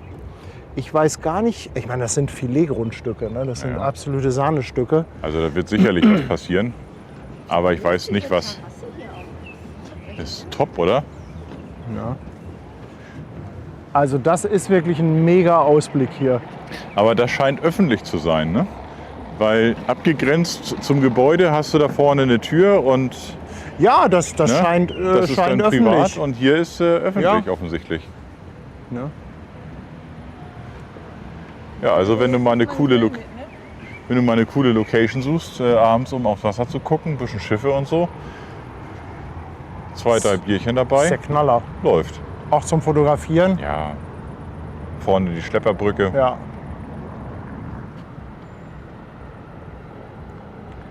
Richtig gut. Ja, und wenn man dann hier um Das die könnte Ecke schon geht, fast für einen Stream geeignet sein. haben wir was gefunden. Teststream 2. Wobei man von hier jetzt nicht mehr das CTA sehen kann. Nee, das kannst du nicht. Kannst du auch die Kräne sehen und das war es dann so ziemlich. Ja. Aber kannst natürlich sehen, wenn das Schiff kommt und wenn es reinfährt. Ja, wir waren ja schon bei der zweiten Kamera. Na? Und die zweite Kamera wechselt dann auch noch von da oben hierher, oder? Und dann die dritte Kamera. Oder wie? Na? Hoffen wir erstmal dabei ist, ne?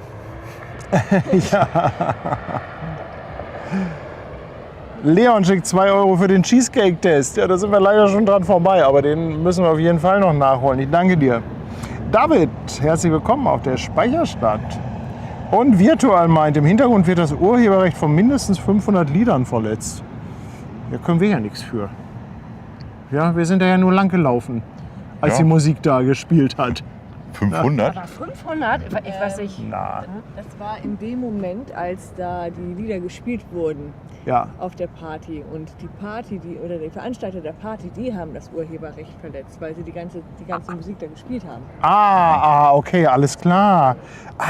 Okay. Auf jeden Fall danke für 5 €. Ja. Und Capri Gigi, herzlich willkommen. Neues Prime Sub, danke. Jens Peter, 2 €. Er fordert unbedingt ein Hamburg Hafen Live History bei Ben Shirt. Ja. Denise fragt nochmal, wo genau ist das? Denise, eigentlich ist es relativ einfach. Hier siehst du die Spitze vom Dockland. Das Dockland ist, glaube ich, Van der Smissenstraße. Hier unten ist quasi die Straße in der Verlängerung, die zum da hinten Fischereihafen geht. Also große Elbstraße, ne? Ist das große Elbstraße? Ja, genau, das ist große Elbstraße hier unten. Und wir sind jetzt im Prinzip hier nach oben. Wir sind allerdings von oben gekommen, aber Ja, wir sind vom Altonaer Balkon gekommen. hier geht auch eine Treppe runter. Kleiner Tipp. Da Ja? vorne ist das Restaurant am Kai. Wenn du dich da orientierst, dann bist du schon mal weiter Genau. dran. Am Kai. Ja. Also eigentlich recht einfach zu finden. Und Also ich würde sagen, das ist echt hier so eine Oase. Das ist nie überlaufen. Also egal wie viel Irre an den Landungsbrücken sind. Ja, hinten im Holzhafen oder hier Fischereihafen hast du eigentlich immer noch ein bisschen Ruhe und Platz. Ne? Wäre mal interessant, wie das hier beim Schlagermove aussieht. Ob das dann hier auch noch leer ist. Also bis hierher geht der Schlagermove ja gar nicht, ne? Der Schlagermove geht ja nur vorne bis am Eingang zum Fischmarkt vorbei. Ah, okay. Und dann geht's Richtung Kiez, ne, oder? Da weiß ich ja, wo wir hingehen. Hoho. Schlagermove hier. Ja. Wunderbar.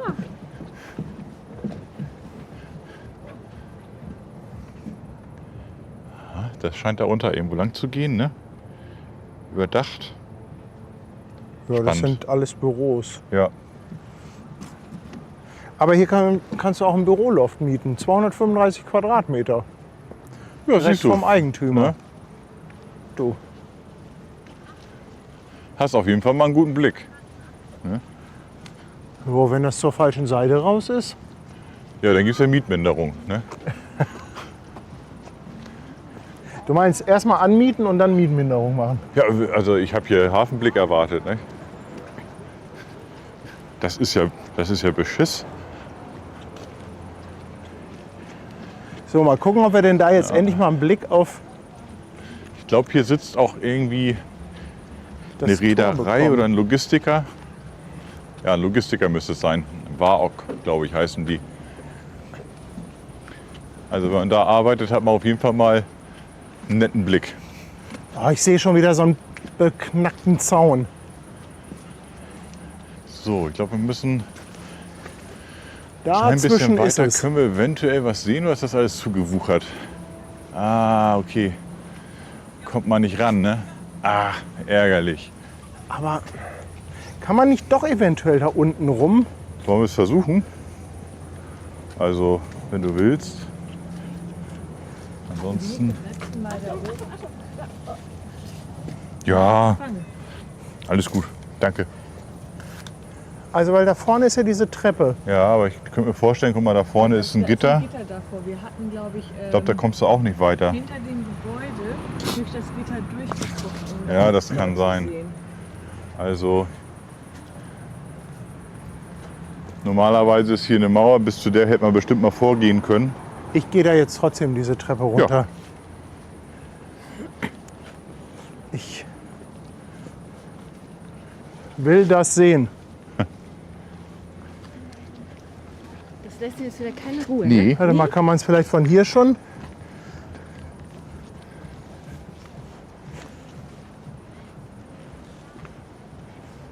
Das ist jetzt eine Frage der Ehre. Ganz genau. Ja, guck mal, da geht nämlich eine kleine Treppe hoch. Also ich denke, es wird da hinterher zugegittert sein, aber vielleicht kannst du dein Handy da einmal durchhalten oder so. Vielleicht kann man dann einen Blick erhaschen. Mir reicht es ja schon, wenn ich ein Foto für das Thumbnail bekomme.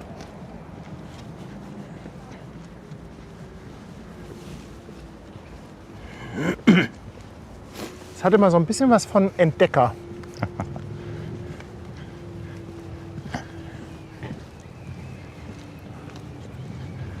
Das Abenteuer in der Großstadt.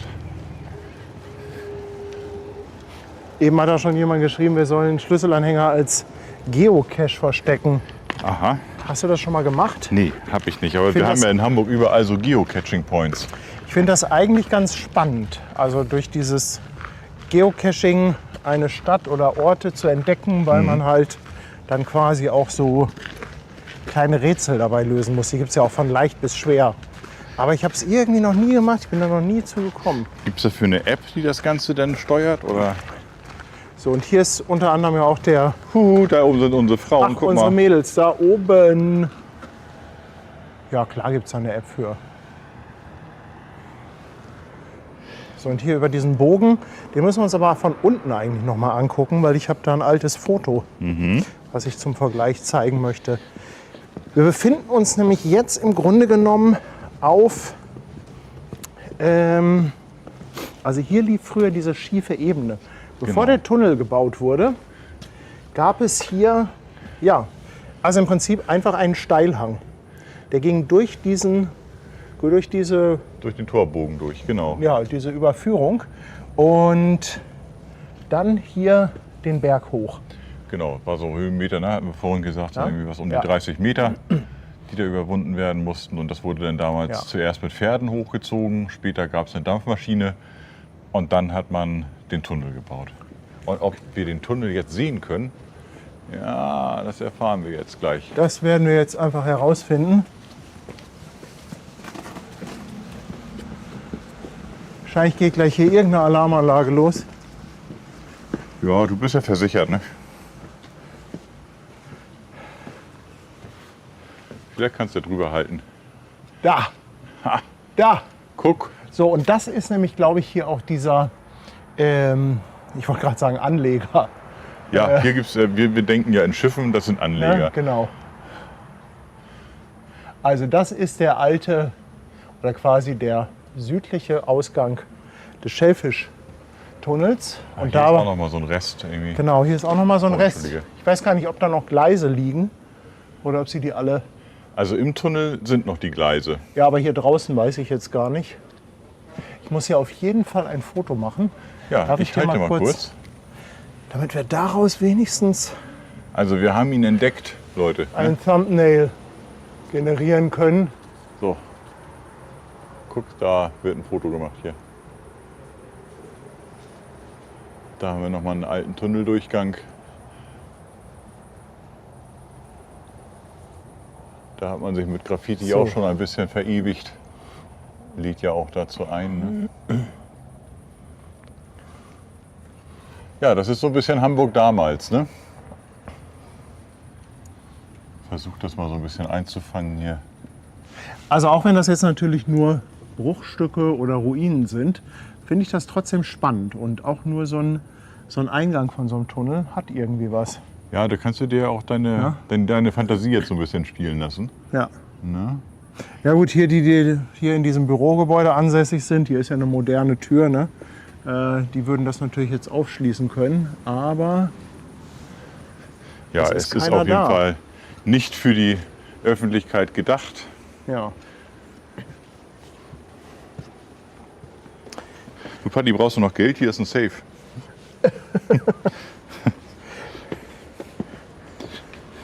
Geld kann ich immer gebrauchen, aber ob ich dafür einen Safe knacken würde, oh, Warte, nicht weitergehen. Ich mach das mal eben kurz hier. das sind aber, Ja, das ist schon ein bisschen mies. Oh, dein neues Oh. Hemd.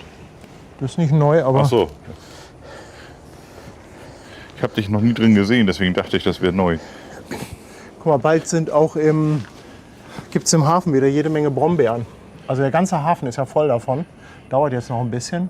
Aber auch drüben auf der Südseite, ne, da gibt es so da an der viele. Kühlbrandbrücke, Aber hier, beziehungsweise guck auch mal, was hier wächst. beim Klärwerk. Ja.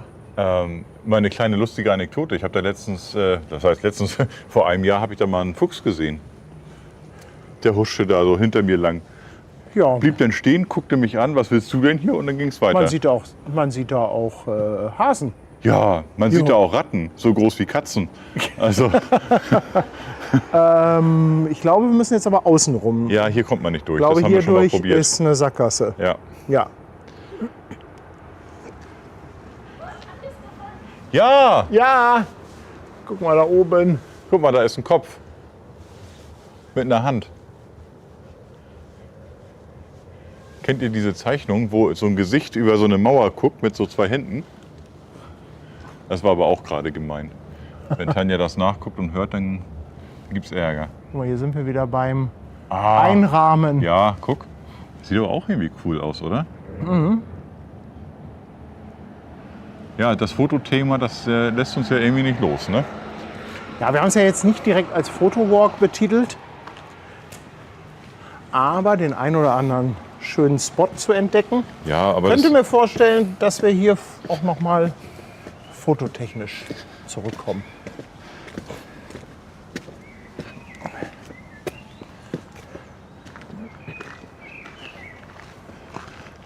ja, also gerade so zum Abendlicht und so ist das echt nett. Ja, gefällt mir.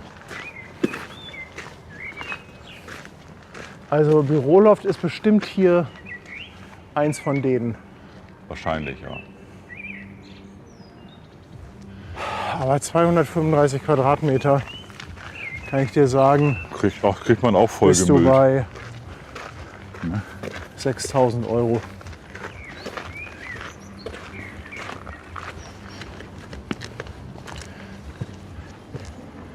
So, dann würde ich sagen, Ja, nehmen wir mal die Treppe.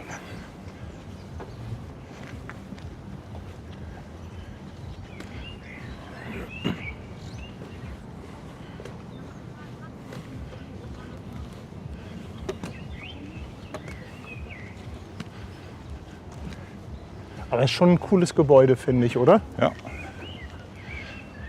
Ja, und den Bahnsteig haben sie ja gebaut, weil zur damaligen Zeit war halt die Diskussion, ob man den Tunnel reaktiviert. Das hatte sich dann ja aber nicht ergeben.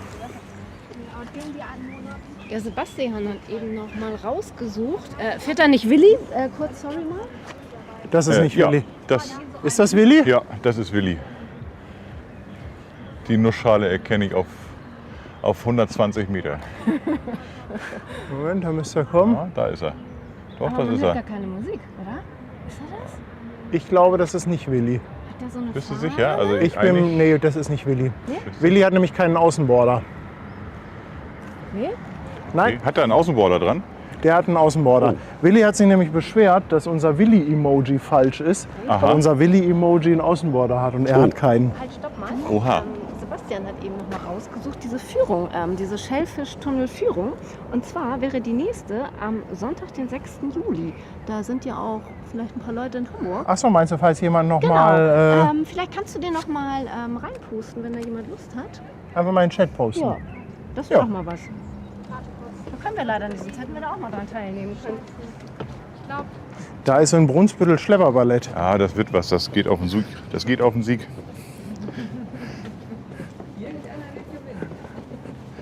Natürlich.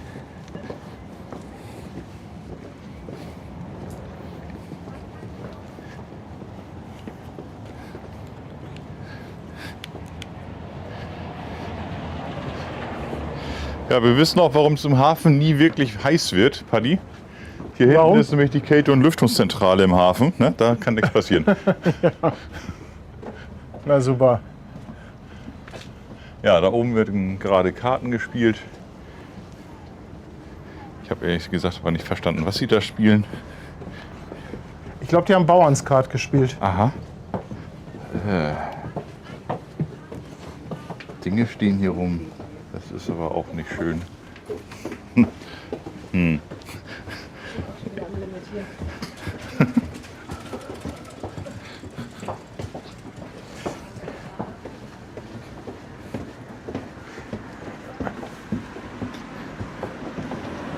können wir das auch noch mal kurz, halt stopp, mal kurz zeigen, wie man hier am besten hochkommt. Weil da ist das Restaurant und da ist die Treppe. Ach so, ja gut, da kann man ja einmal Weil kurz. das- Doch Ja, ich gehe mal auf versteckt. die andere Straßenseite. Also da ist das Restaurant am Kai. Hier. Und da ist der Meeting Point.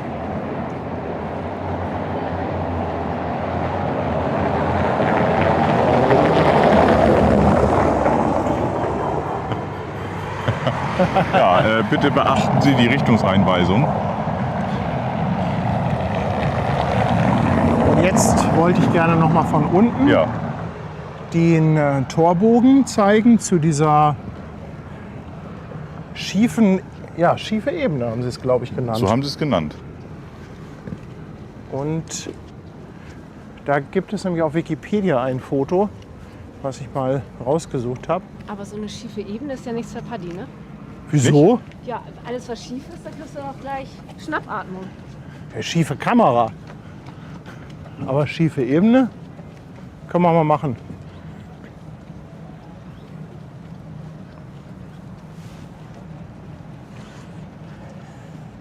Ja, das war im Prinzip so eine Rampe, ne, mit der man dann Ja. da die Steigung überwunden hat. Almut, ich danke dir für 2 Euro. Und Virtual schreibt nochmal auch 2 Euro, 500 Lieder gleichzeitig von der Schöpfungshöhe. Danke für die 2 Euro. Ach, guck mal, hier ist auch Hanseatic Help, genau. Nilsi, 17 Monate dabei. Krass, wie viele Ecken man in Hamburg immer noch neu entdeckt. Freue mich auf nächste Woche. Nilsi, ich danke dir für 17 Monate. Jetzt will ich einmal hier Weitwinkel anschmeißen und gleich mal das Foto raussuchen. Also das ist hier natürlich, sieht so aus, als ob das auch mal ein bisschen, ich weiß gar nicht, ist das noch das alte Mauerwerk? Ich finde, das sieht gar nicht so alt aus, oder? Ich habe auch so das Gefühl, das ist auf jeden Fall irgendwie saniert oder so, ne? Oder? Nimm Weil noch hier mal gibt es ja auch bitte- so ein bisschen Kunst nochmal, ne? Nimm noch mal Auch bitte Bezug kurz die auf Fische. Kamera. Mhm. Und ich suche mal das Foto raus. Ich habe das hier auf dem iPad. So. Und wenn wir jetzt mal, warte mal, kannst du mal versuchen, das abzufilmen? Ich versuche. Ich habe es. Muss mal gucken. Ja, aber vom Verlauf her, ich glaube, der Tunnel ist nochmal, da ist nochmal ein bisschen Hand angelegt worden, aber der Verlauf ist immer noch der gleiche. Ne? Man sieht Also das rechts an ja, der also man sieht Bogenecke. auch hier das und dann Genau. hier oben noch und dann, ja. Also das ist schon noch alles sehr erhalten, aber ich gehe davon aus, so wie du auch schon sagtest, das sieht relativ neu aus. Da wurde auf jeden Fall ein Stein vorgesetzt, würde ich sagen. Na, aber der Bogen ist da noch rechts derselbe. Ja, und im Grunde genommen kam dann hier auch, also die Hafenbahn, also das Ende von dem Schellfischtunnel, war ja dann ein bisschen weiter da drüben. Also hier können wir ja noch ein Stück lang gehen, oder? Ja, bis da vorne, ne? Auf deiner linken Hand. Also der kam ja dann ein bisschen weiter da raus. Und das Ich heißt, komme zu dir. hier vorne, wo jetzt diese Mauer läuft, da ungefähr müssen die Gleise von der Hafenbahn gelaufen sein. Ja. Und wer sich schon immer mal gefragt hat, was ein Bahnhof da hinten mitten im Hafen macht, da können wir jetzt nämlich noch mal hingehen. Da ist nämlich mittlerweile eine Kneipe, die nennt sich Hafenbahnhof. Und das ist so eine richtig schöne, urige Kneipe. Da war ich auch schon mal. Da abends einen leckeren Absacker im Hafenbahnhof. Ultra kultig. Absolut kultig. Und ich glaube, da ist sogar mittlerweile irgendwie so ein Jazzclub drin oder so. Das weiß ich gar nicht. Sag mal, kann man hier drauf jetzt auf das Gelände? Das haben wir uns auch gerade gefragt. Eigentlich nicht. Ich glaube, das sieht hier so ein bisschen aus wie mutwillig. Mutwillig aufgemacht. Aber weißt du, was komisch ist? Hier steht jetzt ab 17.06. Ab 7 Uhr. Auch hier reserviert so für frische Paradiesen. So kann das sein, dass der Fischmarkt irgendwie gesperrt wird oder so, dass du da nicht parken Ab darfst? 17.04. stand da. Nee, 6. oder? 4. Ja, das weiß ich nicht, aber auf jeden Fall sind da einige mit dem Auto drauf. Ich würde es lieber nicht machen. Naja, also ich bitte dich, das ist doch wohl hier. Ja, aber ich will da mein Auto nicht parken und weggehen. Das Ja, das weiß ich auch nicht, aber das ist ja hier jetzt, da kann man doch mal drauf fahren hier auf dem. Also, hallo? Also Chat, also ja, ich meine, Ist wir eine haben, Einladung, ne? wir haben ja immer ein paar sehr rechtssichere Experten unter den Zuschauern. Also ich bitte euch, das hier mit der Fläche, Ist eine Einladung. hier, das ist nicht nur eine Einladung, das ist quasi, man wird quasi gezwungen, hier drauf zu fahren. Du hast ja auch noch nicht genug Ärger mit der Polizei. Moment, Polizei sind wir jetzt so mit, aber richtig so. So, Das wissen wir doch, was wir nach der Barkassenfahrt machen. Also Platz haben wir genug. Ja, es Wir ist brauchen noch so. ein paar Tische, Stühle Und dann machen Catering. wir einen schönen gemütlichen Grillabend hier. Ja. Ja, komm, wir machen das so.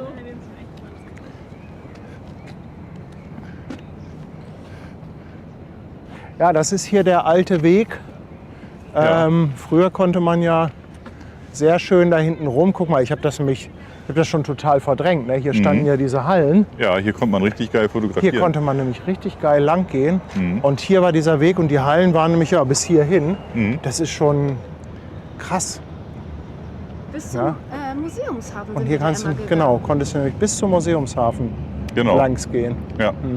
Und hier hinten ist dann ja noch irgendwie ein Restaurant und so, ne? Auf der linken Hand, hier dadurch, bei dem Kran. Ja. Ja, so war das hier. Und hier konntest du natürlich auch schön fotografieren. Ne? Also Porträts und sowas an dieser Mauer war schon klasse. Ja, ja. Von hier das Parallelogramm fotografieren. Du, auch ein schöner Standort für eine zweite Kamera. Siehst du? Wir sind schon bei der 4. Kamera. Es entwickelt sich hier gerade. Ja. Tja, Hafenbahnhof. Bahnhof. Hafenbahnhof. Ja, Bahnhof. Da kommt noch ein kleiner Fieder rein. Wer ist das wohl? Klein und rot. Oder ist das ein Stück gut? Löwe fragt, was das für ein Parallelogrammgebäude ist. Das ist Ist das Dockland? das ist Dockland. Und das Schöne am Dockland ist, man kann halt vorne auch unter die Spitze gehen. Ja, da sitzen auch ein paar. Und das ist auch so ein klassischer im Sommer Sundowner-Abend. Ja. Von da sieht man nämlich die Sonne untergehen. Und oben in der Spitze, beziehungsweise in der Glasfläche, da spiegelt sich dann richtig schön der Sonnenuntergang. Ja, da kannst du dann auch die Spiegelung gleich mit. Also unter den Fotografen ist das auch beliebt. Schönes Ultraweitwinkel und die Spiegelung oben im Dach quasi. Oder in der Glasfläche oben mit reinnehmen. Ja. Träumchen. Da kommt Ja. ein rotes Schiff. Es kommt ein rotes Schiff. Ich Ein glaube, das rotes ist ein Schiff Tanker, kommt, ja, ganz genau. Pumpernickel, willkommen an Bord. Dankeschön.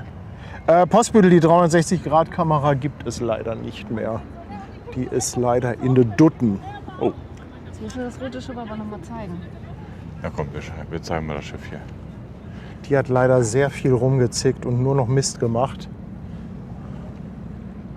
Und leider war das auch immer von der Qualität mit der 360-Grad-Kamera sehr, sehr schwierig. Ich muss mal gucken, was da aktuell der Stand ist.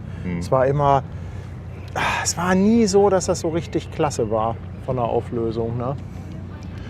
Also quasi immer so ein Gimmick obendrauf. Ja, das Aber- ist zwar ganz nett als Gimmick, aber es war nie wirklich so, dass ich gesagt habe, das ist richtig geil. Und die hat ja auch immer bei der Aufnahme, die hat immer Pausen gemacht. Also die konnte nicht durchgehend aufnehmen und so. Das war... Noch ein Muss mal bisschen- gucken, was aktuell der Stand der Dinge ist. Aber die hatte so viele Kinderkrankheiten, auch mit, ich konnte die auch gar nicht in der höchsten Auflösung betreiben, weil die ständig überhitzt hat. Also die konntest du in voller Auflösung, konnte die maximal 10 Minuten aufnehmen. Ah, okay. Ja, das ist natürlich dann doch Das schon ein ist bisschen echt wenig. eine Ne? Katastrophe gewesen, das Ding. So, es geht zum Balkon. Zum Bahnhof.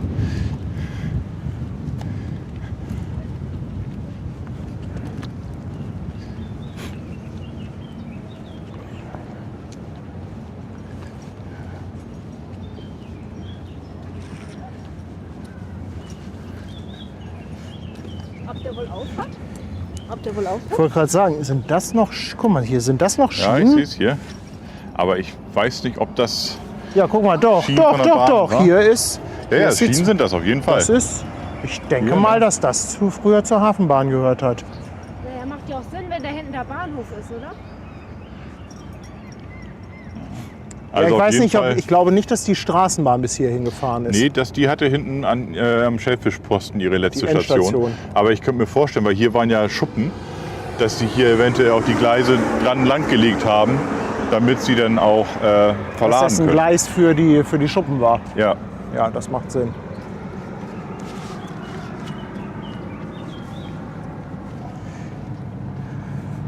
Feuerteufel, welcome on board. Danke dir vielmals. Und Worf 81, 9 Monate schon dabei. Danke für dein Prime Sub auf Twitch.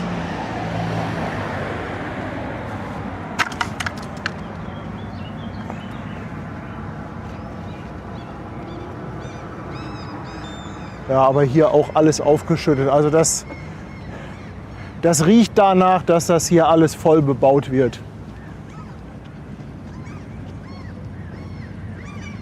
Cool wäre natürlich, wenn sie hier echt so eine Fläche machen.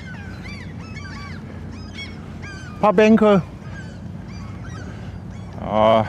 ich glaube, also so schön das auch ist, aber ich glaube, dafür ist das einfach zu wertvoll. Die Bänke werfen nicht genug Geld ab. Nee, wahrscheinlich nicht. Also ich würde mich freuen, wenn das wieder öffentlich zugänglich ist, dass man an die Wasserkante kommt. Ja. Ja, also wenn sie was bauen, dass man vielleicht vorne wenigstens so 2 Meter, 3 Meter Weg lässt. Ja, genau. Das wäre schön. So wie es vorher halt auch war. Ne? Ich glaube, wenn wir rübergehen, sind wir etwas sicherer. Heute haben wir ja keine Polizeibegleitung.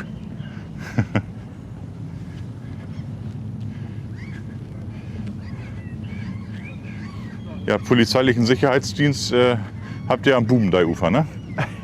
Ja, in der Tat.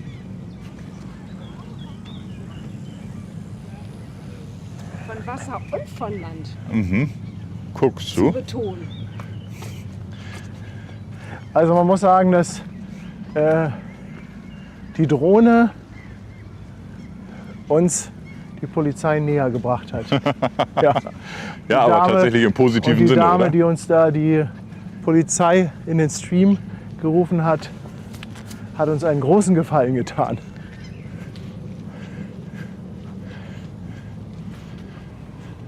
Und Ja, guck mal, von hier auch nochmal, ne?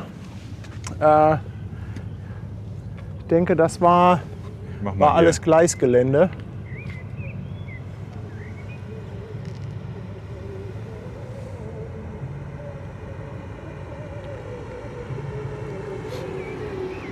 Wann fährt Anja denn bei der Polizei mit, um die Parkplaketten zu kontrollieren?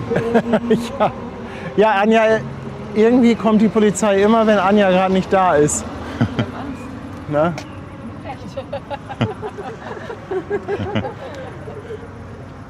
Vorher, ob Anja da ist. Dann trauen sie sich.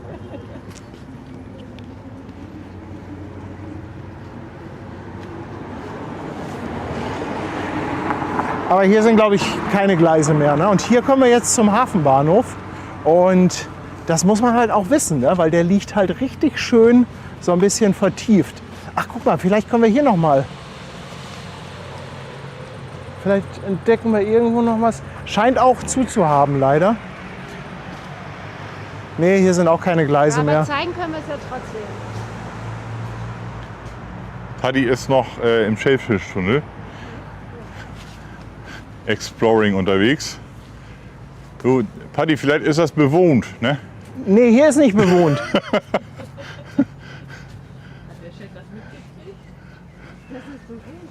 Obwohl Hygieneartikel liegen hier auch Ja, rum. ich weiß nicht, ob das, also, naja. Okay, So, das sind, also Hamburg hat auch Dschungel. Paddy ist sich da auch nicht zu schade, hier, da unten könnte bewohnt sein. ja, wie Sie sehen, sehen Sie nichts. Aber hier ist nichts Interessantes. Kommen wir zum Hafenbahnhof. Der ist in der Tat, das ist wirklich eine süße Kneipe.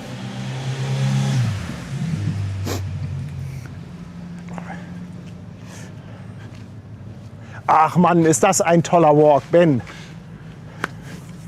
Das macht mir richtig Spaß. Guck mal, von hier hast du auch einen mega Blick auf den Kölbrand. Ja, ist top, oder? Ich finde das auch mit dem Gebäude auf der rechten Hand eigentlich ganz nett. Das sieht gut aus, könnte man bestimmt auch schön als Rahmen nehmen. Also hier kannst du auch super Porträtshootings machen, diese Kupferwände, mega Hintergründe. Die drängen sich quasi schon auf, dass man es macht. So, und jetzt schaut mal hier, das ist der Hafenbahnhof. Na, also zumindest hier der Biergarten vom Hafenbahnhof. Voll urig. Ja, also gefühlt auch im Urwald. Also Ja, und ich meine, und wie cool ist das, wenn du da unten sitzt, ne? Dann siehst du ja die Straße nicht, weil du so vertieft sitzt. Du kommst hier hoch und dann zack, Hafen. Also ich finde dieses ganze zweite Reihe, diesen ganzen Weg, den wir gegangen sind, ich habe es ja extra so ein bisschen in Anführungszeichen geheimer Weg genannt, ist nicht wirklich geheim, aber ich glaube, das ist nicht so das, wo kommt nicht jeder drauf. da Macht kommt auch nicht jeder drauf. Ne? Und ich Und glaube, viele sind auch überrascht, wenn sie das sehen. das denke ich, und vor allem bist du hier Ja. hinten ja tatsächlich auch so ein bisschen außerhalb des Fokus unterwegs. Ja. Ne? Aber man merkt, du brennst dafür. Ne? Du Ja, hast ich finde gerade das richtig voll Bock. gut. Memminger fragt, habe ich was mit Polizei verpasst? Ja, wer Polizei verpasst hat, schaut sich noch mal den Stream an von, war das Freitag? Freitag, Hafenkino habe ich den genannt. Da war die Polizei wieder mal dabei. Und sogar im Chat bei Twitch. Ja, die bekommen alles mit. Ne? Officer Snickers. Da kriegt man gleich Bock auf Süßes. Ach, guck mal hier, die haben auch Dienstag bis Freitag ab 18 Uhr. Ja, Sonntags Kaffee und Kuchen, 13 bis 19 Uhr, sind wir zu spät. Ja, knapp verpasst. Ja. Aber ist doch süß hier. Ach, guck mal hier, eine alte Oberwagenlaterne. Auch wenn dein Vater die sieht, die baut er gleich ab. Ja. Guck mal hier. Ach, kommt er denn mit der mobilen Flex Alte hier vorbei? Oberwagen, Und Zugschlusslaterne. dann, aha. Na, guck mal, hier steht auch noch Bahnhof Hamburg-Altona. Hafenbahnhof. Ja. Also, ist echt.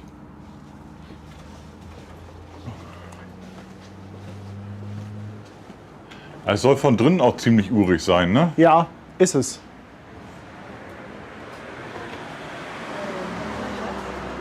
Ja. Hier ist die nächste Abfahrt für unsere Community, falls Sie mal Ach so. möchten. Schön gesehen. Ja, hier sind noch Fahrpläne mit also Veranstaltungen als Fahrplan. Ja, richtig geil. Lustig gemacht, ja. Was gibt's denn da Schönes? Also Dienstag, 1.7. The Bliss and the Radio Field. Dann am 3.7. Lüge macht Tod und Elbfeuer. Revolver Club. Nicht hält. Nicht Revolverheld, ja. Mhm. Ja, Ja, morgen cool. ist das Abschlusskonzert. Goodbye Hafenbahnhof. Wieso gut bei? Was soll das? Weil Jazzraum weiterzieht. Ach so. Jazzraum moves on. Ah. Ach so, da gibt es links ja wahrscheinlich eine Erklärung dazu, ne? Jawohl. Ja. Ja, aber hatte ich das doch. Ach so, Jazzraum nach 17 Jahren im Hafenbahnhof. Ah, okay. Alles klar. Ja, also wer Bock drauf hat, hier ist der Veranstaltungsplan. Wollen Screenshotten wir und für Abfahrt. das Abschlussbild noch einmal hier zwischen die Gebäude, dass man da noch einmal, da sind ja diese Treppen an der Elbe, Ja, da machen wir da, ja. Abmoderation, gerne. genau.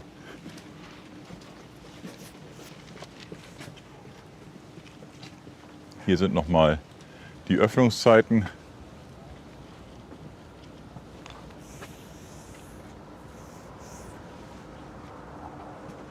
So. Und hier geht's nauf.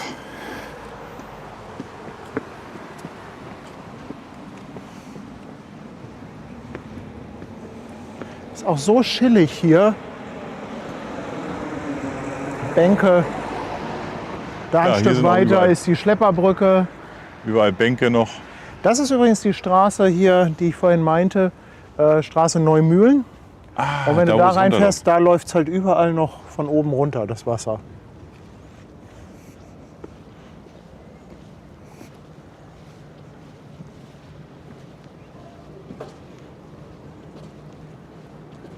Bin ja noch nie lang gegangen.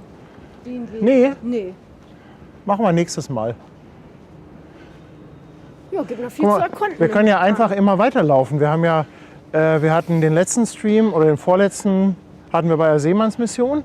Genau da haben wir heute gestartet.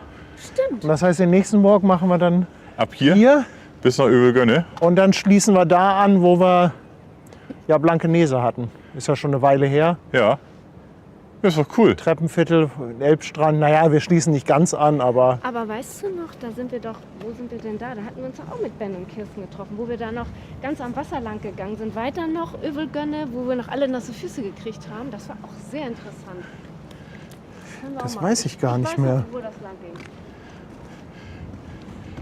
Ja, kann mich auch erinnern. weißt, Da haben wir die Welle abgewartet und dann sind wir da durch. stimmt. Das war, glaube ich, an der Himmelsleiter unten. Ja, irgendwie so da auf der Ecke.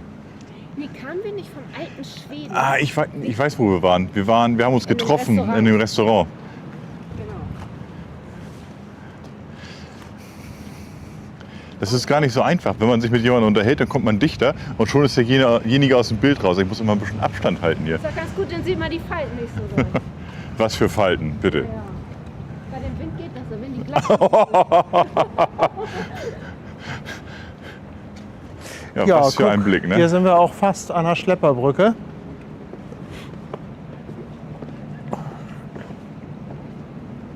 Vielen Dank, Ben, dass du die Kamera übernommen hast. Du, sehr gerne. gebracht hast du ja nicht, einfach in die Hand gedrückt hast du sie. Nimm Hier mal. kannst du mal nehmen. Ja, dann weiß er, wohin mit seinen Händen. Das hat er dir die ganze Zeit nur in der Hosentasche. Ja, was halt interessant ist, ne, hier überall auch noch Poller. Also es war früher, hier haben überall Schiffe angelegt. Heute natürlich nicht mehr, ne, da hinten ist die Fahrrinne. Aber überall hier sieht man halt noch Poller. Da ist der Altonaer Kaispeicher. Vielleicht könnte man da tatsächlich dann mal ansetzen. Also Das laufen wir ab nächste dem Mal. Altonaer Kaispeicher hoch. Ist Das ein ist aber Plan. nicht wirklich weit. Ne? Von da, Övelgönne ist dann gleich ums Eck. Ja. Müssen wir langsam gehen, Paddy. Langsam. Im Kreis. Im Kreis. Also ich finde, wir konnten mit Ben und Kirsten noch mal den ganzen Hafen. Ist doch super. Einfach den Einfach. ganzen? Ja. Also ich finde, wir könnten mal irgendwann so eine Erkundungstour auf der Südseite machen. Ja. Da müssen wir eventuell allerdings ein Gefährt mitnehmen. Weil da sind dann doch große paar Strecken Meter, ne? zu überbrücken. Ja. Mhm. Das ist mit Laufen, glaube ich, keine gute Idee. Ja, aber mal so die Industrieseite des Hafens zeigen, Ja. warum nicht? Ich meine, wir haben hier immer so ein bisschen die schöne Seite, sage ich mal, ne? Ja. Da, wo man dann auch Lokale hat und so. Aber die andere ist auch sehr interessant, finde Ja, ja. Ich glaube, wir haben es, oder? ich. Ja, Ja. im Soll ich Großen mal und die Ganzen. Kamera umdrehen? Kommen wir alle noch mal drauf. Aber zur Wasserseite. Okay. Ist das nicht schöner? So, na gut, zur So, Wasserseite. dann kommen wir mal rum. So. Ihr müsst euch alle so hinstellen. Jeder sucht seinen Platz selber. War gut, oder? Hat Spaß also, gemacht? Mir hat Spaß gemacht. Super. Fast gut. Ja, mir auch. Also ich fand das richtig klasse. Also es war vor allem auch vom Wetter her perfekt jetzt. Also einige ächzen ja unter 30 Grad. Also hier Nö, Und wir haben Wintermantel. angenehm. Ne? Ja. den Wintermantel Der an. ist ganz dünn. Das ist wie so ein Pulli. Ja, guck. Also den hätte ich bei, also ich wärmer als 5 Grad dürfen es da nicht sein draußen. Hättest du in Norwegen gern gehabt, ne? Ja, der wäre was für Norwegen. Vielen Dank, ihr Lieben. Schön, dass Ja. ihr dabei wart. War uns eine Freude. Ganz, ganz dickes Dankeschön fürs Mitlaufen. Ja. Wir hoffen natürlich, dass es euch gefallen hat. Genau, Aber ich wollte gerade glaube- sagen. Hoffentlich hat es euch auch ein bisschen gefallen. Ich glaube, Mal war so okay. Hafen aus der zweiten Reihe. Ne? Genau. Die Oase am Fischmarkt. Also ich finde das super da oben. Also für so einen kleinen Abstecher nach so einem Landungsbrückenbesuch ist man doch da. Ja, da kommst du mal runter. Ja. Genau. Schönes Getränk in der Seemannsmission. Denn da hochlatschen. Oh, toller Walk. Ja. Definitiv. Ja. Seemannsmission, sich schön 4, 5 Kiezmischen reinzischen und dann ab.